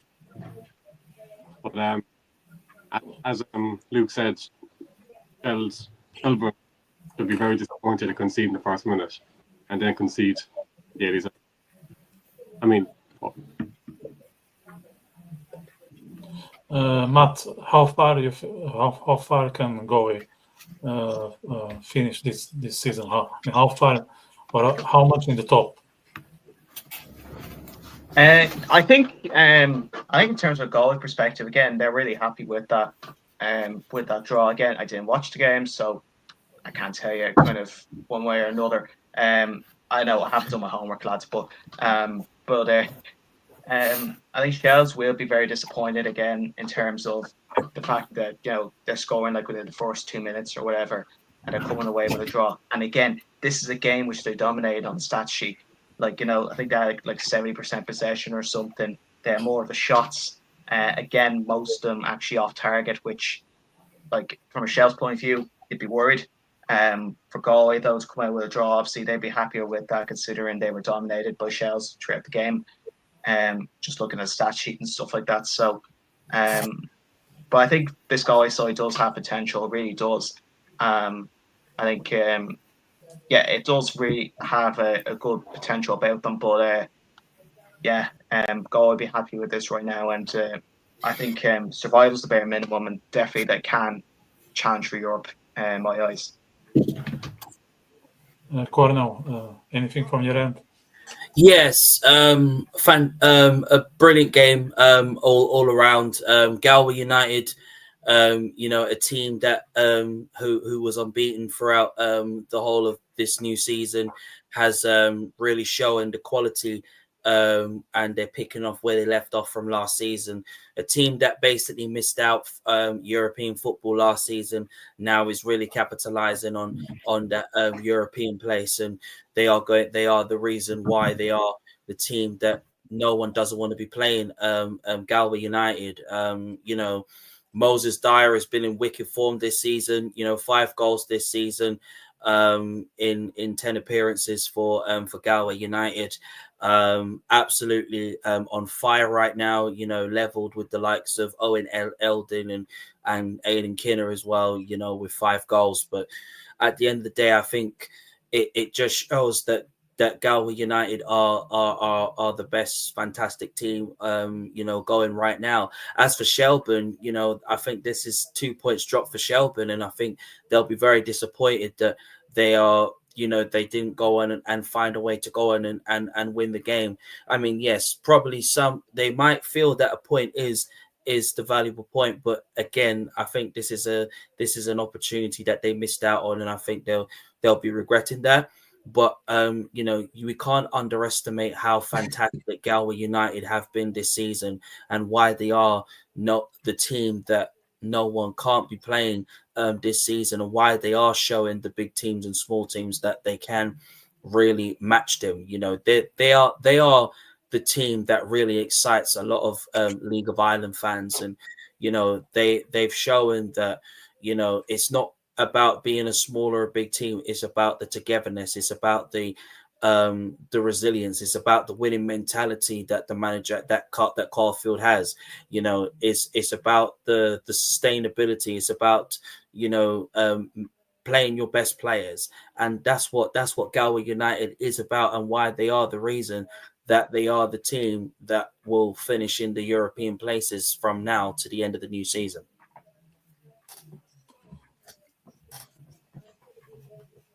So the last one from Monday is for me a surprise. I would be expecting more from Sligo, given that they hammered Waterford 4-0, but it seems that is back on track, Matt. Yeah, look, Sligo have been getting battered and bruised basically everywhere they go, bar what's it called? Bar that game against Rovers and that game against Waterford. Look, I'd say, I'm very disappointed from Sligo's point of view in terms of the fact they bet Waterford 4-0, albeit a pretty poor Waterford side. I thought, look, again, didn't watch the game, but I think Derry will be very happy. They're on a decent little run at the moment, and look, I don't think they'll win the league. I don't think they have the ball for it, but at the moment, look, they're on a good run, and like there's a reason they're not considered favourites, because they don't have the ball for it, in my opinion. Like, they nearly let lead slip against Galway, but overall, no, I think good result for Derry, and Sligo will be bitterly disappointed. I feel like there's so much talent to that Sligo team. I know the likes of Alice Chapman, for example, left. Jaddy Kiki, for example, like, I was expecting far more from him to make far more of an impact. Look at Sligo would be bitterly disappointed, and I think it's straight back down for them. Comment here that I want to pick, and I want Dylan to comment, if you don't mind. Evening, gents, and so good friend John. Sligo, we finished 10th. They're absolutely dreadful. I couldn't agree more with that. Sligo has shown great talent in the few games they've played, but like, what was it? Drawing in the cross against us, and way more results than that. But they're just not doing enough compared to other teams. I can see them finishing dead last in the table. Is it also your perspective, Cornell?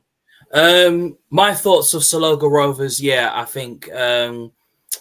think obviously they'll look at this and think that this is another defeat that they didn't deserve to lose.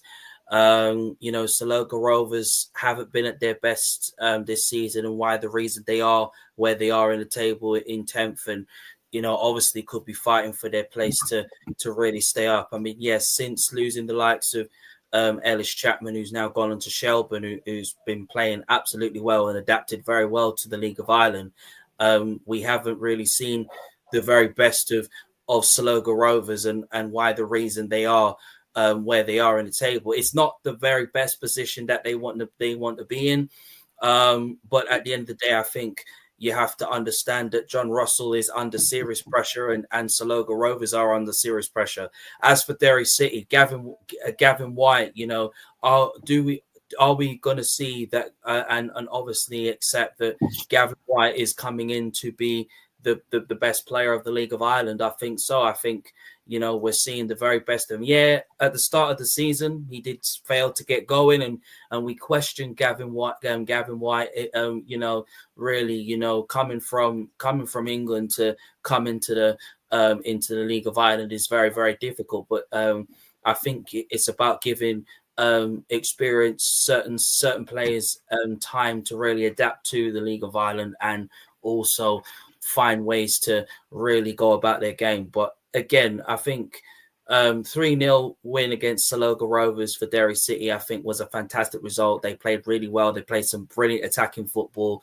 Saloga Rovers were just, you know, second best. And I mean, look, I mean, Jay Hackey, I mean, he's one of the best players, you know, in that team. Owen Eldon at the age of 19 years old, you know, obviously Helgeson turned up as well, you know, which was brilliant to see Helgeson, you know, turn up and really be impressed with the likes of Hackey and Owen Eldon. And I am really, really praying that those two really get into the Irish international team, because I think Eldon and Hackey will have so much of an impact in the first starting 11 for Ireland. But yeah, I think it's worrying times for Saloga Rovers. But again, I think Saloga Rovers are in serious trouble if they don't look well, if they don't get their acts together and start getting results on the board.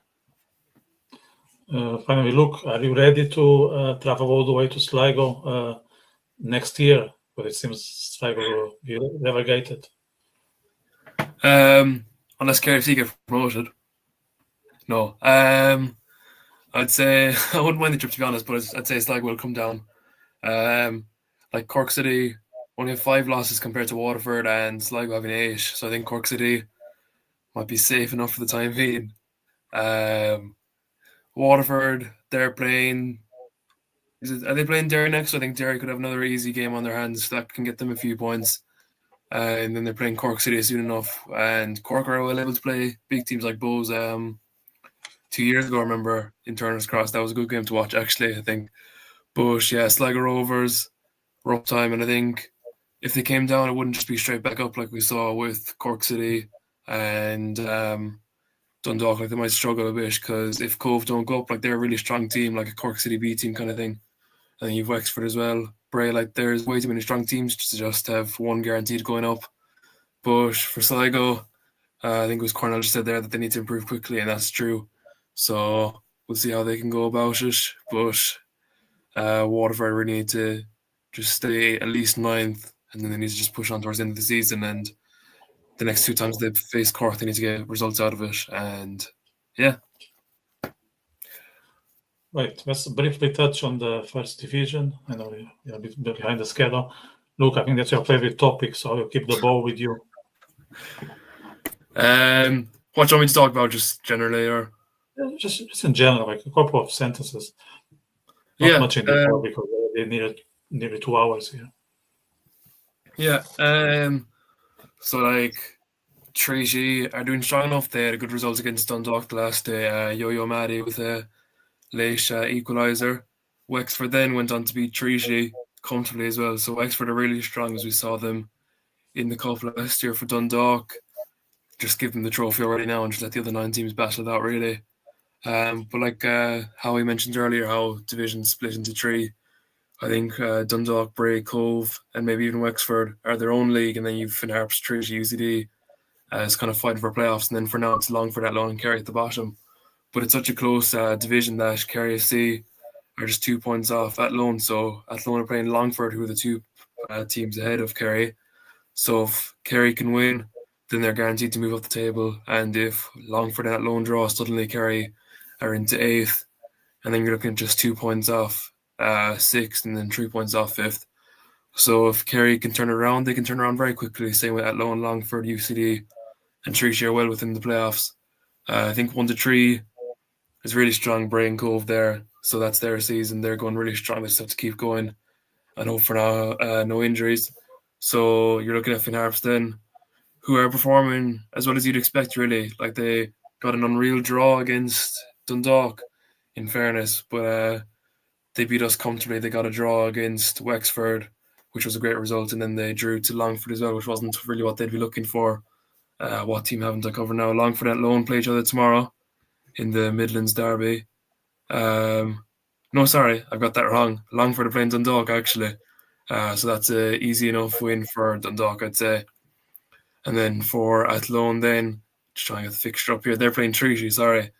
And sorry, yeah, Athlone already played Longford. That was the fixture that was in my mind. But for Athlone against Treaty, the last time that happened, Treaty won 5-0. So to see the progression of the table, just to see if that'll happen again. I don't know, and just in terms of who you lads might be ending up seeing in the Premier Division next year, I think it's looking like Dundalk anyway, going back up. And it's whether Cork City or Waterford are in ninth, and if they're strong enough then to hold on to that spot. I think it's very hard for second place teams to get up. The playoffs are challenging enough for second to fifth, and then to have to play a Premier Division team again, which is fair enough though. Like if you can't beat the worst team in the Premier Division, then what's the point in even being there? So, look, I think Bray would be my favourites to be second at the moment, and they are there now. If Dundalk went there, I think it'd be a really competitive race for the title. But I think we're looking at second and third place are the spots to want now, so you get an easier draw in the playoffs. Comment from John. If Treaty lose to Athlone tomorrow, we'll lose a lot of the fan base. Some people are not happy with what's going on in the club.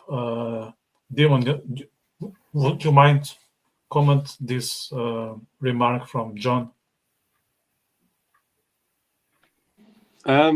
Yeah, Treaty have a huge fan base on TikTok and Instagram, and even locals going to the matches, but they're not getting the points that are needed. Basically, like last match, the Yo Mandy goal secured them a point. Yeah, but Athlone isn't a team that you want to be losing to, especially in the first division. Cornell, I'm just looking at Dundalk, and it seems that they won 2 out of the last 4 matches, and those two matches they won 1-0. So are they really dominating the league, or they're just slowing down? I think Dundalk is dominating the league now, and they are on absolute and amazing wicked form that we haven't seen for a very, very long time in the first division. Cork City's vow was to, when they got relegated last season from the Premier Division, was to go into the first division and to really make a statement and say that they are willing to really get back to the Dundalk that we haven't seen for a very, very long time. Daryl Horgan, a very quality player, good, fantastic young stars that are in the Dundalk team have really stepped up and really shown that they are a quality team.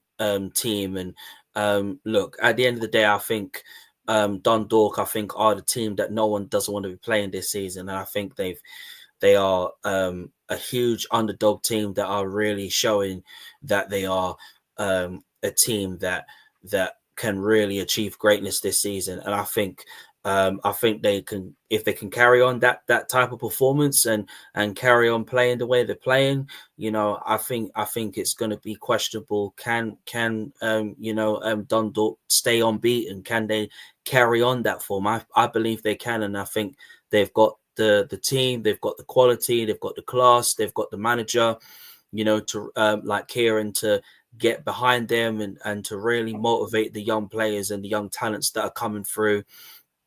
The Dundalk Youth Academy, and obviously it was a lot of pressure which was put onto the team because they wasn't sure what was going to happen to the club before even the start of the League of Ireland First Division got underway. But the chairman of the board, the board of Dundalk, and of course the manager has found a way to make sure that they can really get back to the Dundalk that we were missing from last season. And right now we're seeing that already. And I think the more times that they get onto on their best performance, I think we're seeing the new first division winners like Dundalk really get promoted back to the Premier Division. Finally, Matt, if you want to add anything on the first division, just a brief overview, if you don't mind. Well, first and foremost, the elephant in the room. Dylan, you're wearing a half and half scarf, so your opinions are now henceforth invalid. Secondly, I was speaking with Ben today, actually, in Edmonton, and he basically said to me, like, they've drawn their last 2 games. They're only 3 points clear of Treaty. I think are in second, or Bray in second. Right. I haven't checked the first division. Bray. Yeah. Thanks, Luke. Or should I say, cheers, Kerry the Cup. But I'm starting to think Jamie, he does the TikToks. He's put Kirsten and talking about how they're possibly the best first division side ever. Since then, they've drawn their 2 games this weekend, which I'm not sure if Jamie's just a secret agent or whatever. But look at, I think, the first division definitely looks interesting. Kerry, did Kerry win the weekend or? No. That's a fairly safe answer. Down, normally, just that's normally no. Yeah. Down with the kingdom. But look, no, I'm not going to pretend I know anything about the first division because I don't watch it on a regular basis. But bad times for Dundalk, and Okay, let's move to tomorrow games and Saturday. I think Cork City plays Saturday. If you can. Yeah, we do. We play Sligo away. Yeah, Sligo away. Yeah, it's a very that's a vital game for the 2 teams, I'd say. Yeah. Let's go game by game. What do I have first? Am I glitching out, or is there someone talking? Bohemian St. Patrick's. Hey lads, I'm gonna head there because I have to go. Or no. My opinion on this game is this is a big, massive game for both teams. Bohemians, obviously, I think obviously will be very confident going into this game. I think St. Patrick's, obviously, looking at this now, I think they'll want to get all 3 points out of this game. But I think Bohemians will come in with confidence after beating Shamrock Rovers, not once but twice, which they have done, this new season. And I think everybody's talking about them. I'll be honest, I gave hells on them, and I said I criticized, Bohemians and said, when are we gonna see Bohemians get back to their very best? And here they are. I think they've really listened to my criticism and to what I've said about Bohemians, and I'm very pleased about that. St. Pat's, they're still struggling without Aidan McKinnon goals, who's got 5 goals this season.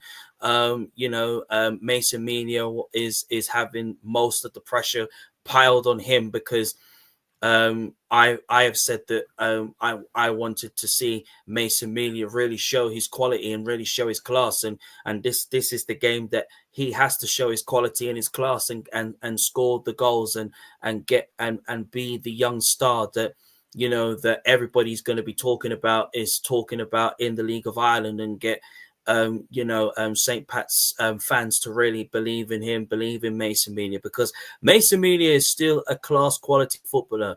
He's still, amazing at what he does. And, this is what Mason Melia does. And Mason Melia will I still believe he needs an experienced head to probably come and help him when Aidan McKinnon returns. But I do believe that this is the best is to come from Mason Melia. And I want him to start scoring goals. I want him to really show his class. I want him to show his quality. I want him to show all those St. Pat's fans that he can be a true huge star, future star for the future. He can be that striker that's going to go to Tottenham in 2026 and really show his class, his quality, all what he's learned from the League of Ireland. As for Bohemians, they just have to go with the flow. Result-wise, I would presume that Bohemians could win this game against St. Pat's, but knowing my luck, I believe that St. Pats will win this game, and I think their quality and the squad depth that they have in the team, from the likes of Zebedee to, I mean, of course, Meania, you know, and so on, and Jamie Lennon in the team, and so on. But I think the quality of St. Pat's is just too difficult to really pull away from. So I think St. Pat's will win this one. Matt, do you think Bows are ready to achieve the third consecutive win? It'd be lovely. If we play as well as we did against Rovers, I thought we played fantastic against Rovers. As long as we can actually finish, if we had a strike in that first half against Rovers, we would have easily scored a goal in the first half, but we didn't. So, I think if we continue with this progressive sort of play that we saw against Rovers, and we don't do the whole pass around back thing, which really kind of gets me, then I think absolutely we could be in for a very good game. Pats, again, I've been a bit disappointed in terms of like Keena's. I know he's out for a bit. Malia, look, he has a bunch of weight on his shoulders. Forrester doing well, Redden doing well. Look, it's going to be a good game, and if Bows give it 100%, we give it 100% as we did against Rovers, then for sure I think we can get something out of the game. However, I just think for whatever reason, it's going to get to us. We're going to let the win on Monday get to our heads, and I can see us getting something out of the game, but I think Pats will just have enough to edge it. But it should be a decent game. And Daily Man will not miss because I have a match of my own on tomorrow night. But it should be a good game, 100%. And look, I'll be very happy with even a draw or whatever. But hopefully not all 3 points. But at the moment, I think Pats will nick it. The other thing that it seems to be catching up at this point in time is Derby. Maybe they are visiting Waterford in the right moment because Waterford cannot find their way. Is it another 3 points for Derby, Cornell? Yeah, I think this game is another 3 points coming Derry City's way. You know, they can be very, very confident going from beating Saloga Rovers 3-0 and now coming into the Waterford game, which realistically Waterford have not been in their best of form. As I say, 6 defeats. You know, that Waterford have suffered, and but at the end of the day, I think Derry City, I think this is a 3-pointer for me, and I think they'll go into this game confidence. They'll go in it with determination, passion. They'll go in there with the full of desire and full of belief, and really go into this game and feel that they can really get 3 points out of it, which I see. And I could see Derry City really being all over them from the first minute. I think the attacking football, I think, will be ones to have a look out for. And I think Derry City are really starting to be the team that we expect them to be. Yes, I think they probably are not in the title race as such yet until, you know, Lynch really susses out his team even more. He susses out his starting 11, susses out what type of formation he wants to play with Derry City. I think they'll be in around the European places, and I think they'll try and challenge for that along with Galway and so on. But I think for me personally, I think this is a 3-pointer for Derry City. Waterford, I think if they can really bring in a manager, you know, and that can really get the best out of the Waterford players and get them back to how they were last season, I think Waterford will definitely be up there. But I think until they can get a new manager that can really suss out what's really going on with Waterford and get Waterford to be the Waterford from last season and get them back to be you know, the best version of Waterford, then I think there's a lot of struggles coming through. But Derry City, I think, are definitely in and around the European places for sure, and I think they'll definitely win. So I think Derry City win for this one. Similar forecast, Matt? Yeah, Waterford can't buy a win at the moment. But yeah, definitely, I'd say a good opportunity for Derry to get 3 points here. They'd be massive disappointing for them if they can't. Look at Waterford in period of transition right now. I don't think they've appointed a new manager yet. Look, do I think they made the right decision sacking Keith Long? No. I don't think you should ever sack a manager just based off of form. But what I would say is, like, look, I think, they're playing them at the right time at the moment. This could be an opportunity for a vital 3 points for them to get 3 wins on the bounce, and I think they will. I'm not going to say it's going to be a free 3 points. Waterford will want to be giving everything they can, obviously, impress whoever is potentially going to manage them. But I still think Derry will get the job done 2 or 3-1. Okay, what else we have here?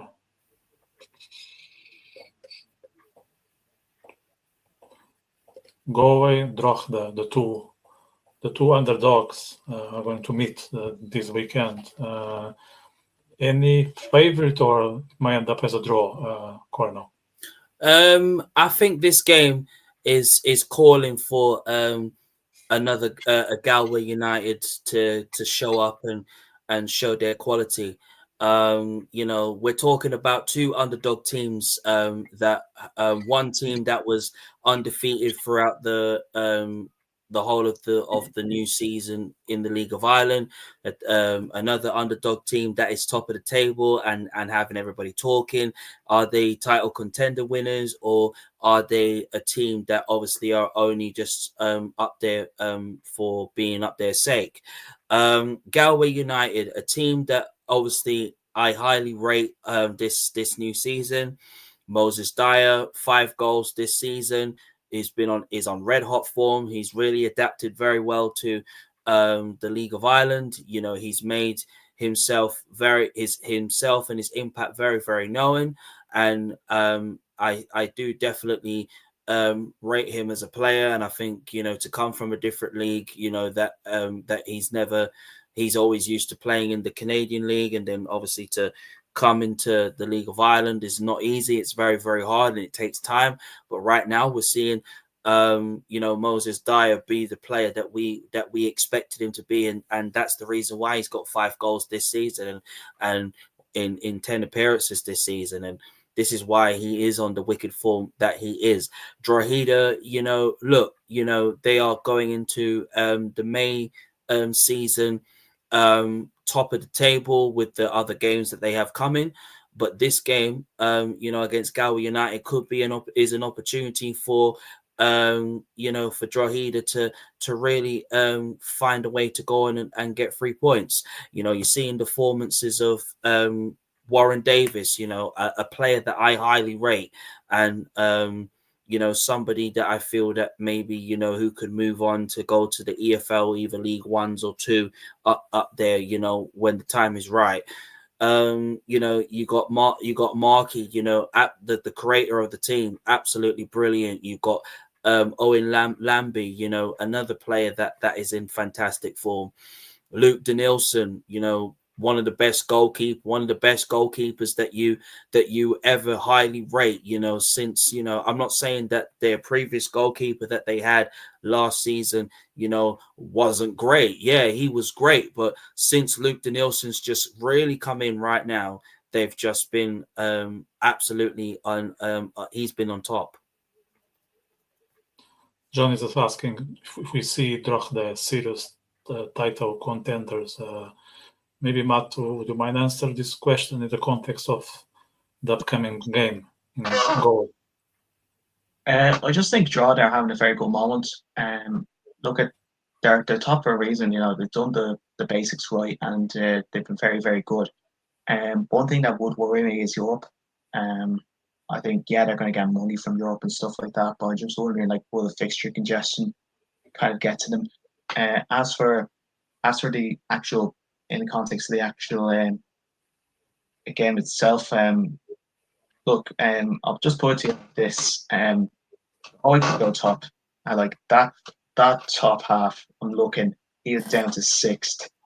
Everyone from 1st to 6th can be top at the end of the night, if results go their way. So we should be in for an interesting game. You're going to see positions, going up and down. Like I'm looking, we're only 5 points off the title now. I know we're talking about the match, but in terms of the game, look at Galway will be eyeing up a win. They've been looking very good, I thought, and they're scoring quite a good number of goals. Both have a similar goal scoring record, but Drogheda, I'm just looking definitely have a better kind of goal difference. So just on pure kind of form, you'd be looking at a Drogheda win there. But to be honest, I think Galway do have look, I'm not going to pretend I know everything about these teams, but I haven't done my homework as per usual. But I think Drogheda will win this game, probably like 2-1 or something. But it's going to be a good game, I imagine. And will Drogheda sustain top? See, we were top of Rangers a couple of years ago, and like we were getting comfortable, I'd imagine. So I actually think a similar situation is going to happen to Drogheda. No disrespect, but like, yeah, I think that's what's going to happen. Europe's going to get to them, and it's going to be too much. Is there a favourite for this Dublin derby in Tabak between the home team and Shelbourne? Cornell. I think this is a very, very difficult game because both teams obviously are the two teams. We're talking about two teams that are going to be challenging for the title from now to the end of the season. We're talking about Shamrock Rovers who came into this new season for them to win their 5th consecutive League of Ireland title. Shelbourne is another team that obviously with the winning mentality that they have and that they've been showing this season, despite that they've had a few hiccups of losses and draws and so on. I think they are a team that obviously that will still challenge and try and retain the League of Ireland title. But this game is a big, massive derby. I think we are really destined to see Odebeko and Sean Boyd really play in this game. No disrespect towards Harry Wood, even though like Damien Duff likes to play three strikers really up front. But I think it would be nice to see if I would like to see Boyd and Odebeko really linked together, because I just feel that both of them would be really, really good to playing up front together, and I think they will cause a lot of defenses, a lot of problems. Shamrock Rovers, on the other hand, we're seeing fantastic performances from Matt Healy. We're seeing fantastic performances from Danny Grant, Dylan Watts, best passer in the League of Ireland per se. Yes, they are having struggles, without a striker, which has been the biggest topic, the biggest talking topic, which I do worry that they could be in trouble due to the lack of strikers, of a striker that they don't have. And, obviously they have to wait till the summer holidays to really go in and say, that's why I said, if there was anybody that they had to sign, it's Ofalabi for me every single day, because I feel like Ofalabi would really get them up the top, up where they need to be. But, this game is a massive game. I think this is an open opportunity for Odebeko to score goals, to really cement his time, his time in the Shelbourne team. Yes, of course, he can be hesitant going towards goal and when trying to shoot, but I think the more confidence he can be, the more better he's going to be. Shamrock Rovers, again, yes, they're having problems on the wing and having problems in, despite Graham Burke, he's killing it right now. Byrne, obviously outstanding. He's always showing how fantastic he is as a quality right winger. Watts, like I said, best passes in League of Ireland. But again, I think this is going to be a very, very close game. I think there's a possibility of a draw for both teams, even though I think Shelbourne will want to go on and win this game. But we want to see Boyd and Odebeko really linking up together up front, because they will just cause so much problems for Shamrock Rovers' defence. Shamrock Rovers, they're going to rely on Noonan to basically score the goals. But look, at the end of the day, I think this is going to be a draw between both teams. Matt, would you dare to put your money on this Devon derby, or it's too risky? Well, I don't gamble anyway, so that's neither here nor there for me. Look, this is as tight as you can get. Like, both are on, like, I think Rose are 5 goal difference, Shell's on 4. Like, both are level on points. It's the closest game to call. This is, to be honest, too close to really call. It definitely reeks of being a draw. But I know Shells want to come flying out the traps, and I think they will. I think they'll have enough. And I think it's going to be a good game, definitely, and definitely the right choice for a live game. But look, Rose will definitely want to make a statement after that balling against us on Monday. And I think generally speaking, Stephen Bradley wouldn't have been too happy in that second half. Hair dryer treatment, maybe. Who knows? Only Bradley knows, and only the players know. But Rovers will really want to win this game, because back-to-back losses against North Dublin teams just simply is not good enough for a team that's serious about challenging for the league. They've only won 1 derby this season. That was at home to Pats. So look, I'm like, from a Rovers point of view, yeah, you want to win, and they need to win this game. This is a crucial game for them. It's a crucial game for both teams, really. They drew the last time, so at Tolka. Rovers will want to win this one, and want to win this one big, because otherwise, that's 2 losses in a row, both of which were Dublin derbies against North Dublin teams. The fans won't be happy. But I'd be saying this is too close to call, so I'm not even going to make a prediction, because I could get embarrassed or whatever. Actually, no, I will make a prediction. Rose to win it. Check it. They're gonna be wanting to make a statement and wanting to make an impact, and what better way to do it than against Northside's number 2. Sligo Cork, and before I ask your insights, just a comment from John on this. He mentions that we can call this game Rio relegation 6-pointer. Cornell. Yeah, I think this game is a real 6-pointer. I think this will determine where Saloga Rovers and Cork City will be from now to the end of the season. Saloga Rovers haven't been in the best of form. Cork City, same thing. Obviously they've just added Daniels to the Cork City team.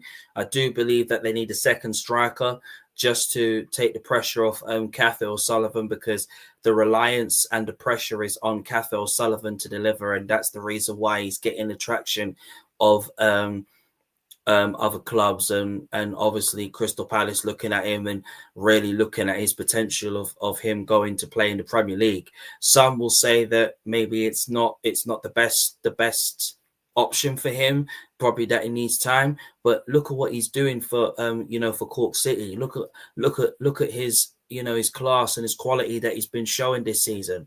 You've got a young talented gifted player who's just come out of the youth ranks, and he's really showing why he is the future for Cork City. Saloga Rovers, again, same thing with Jay Hackey. Another player that's also brilliant as well, along with Owen Eldon. But this game is a massive game for Cork City, and I think Cork City will go into this game believing that they can get 3 points out of it. And you've got a very good goalkeeper like Troost, who can get you out of very good situations. You've got in brilliant performances from Mbiang. Honestly, again, another centre back, coming from the French league and coming into the League of Ireland is not that easy. It's very, very difficult. You've got Greg Bolju's coming back from injury. Yes, I think, struggling without Maguire and Keaton is not the way that Cork City should go about things. But I think for me, with all due respect, I think this game is calling for Cork City to go on and win this game. And I think if Daniels can get on the goals, yes, I do worry, his deal coming to an end in June, July. I think do worry about that, and you think, well, where are the goals going to come from? This is why I said I think Clancy needs two permanent strikers who can get Cork City back to scoring goals and make them feel the confident team that they deserve to be. But I think, yes, it's not nice to see your best players out of injury, but I think as long as they can get the result and they can get a win, I believe that Cork City will win. So I think my prediction for this one is Cork City win. Matt, can I rely on Cornell's prediction for Saturday as a Cork City fan? Yeah, go on, sure. Do it.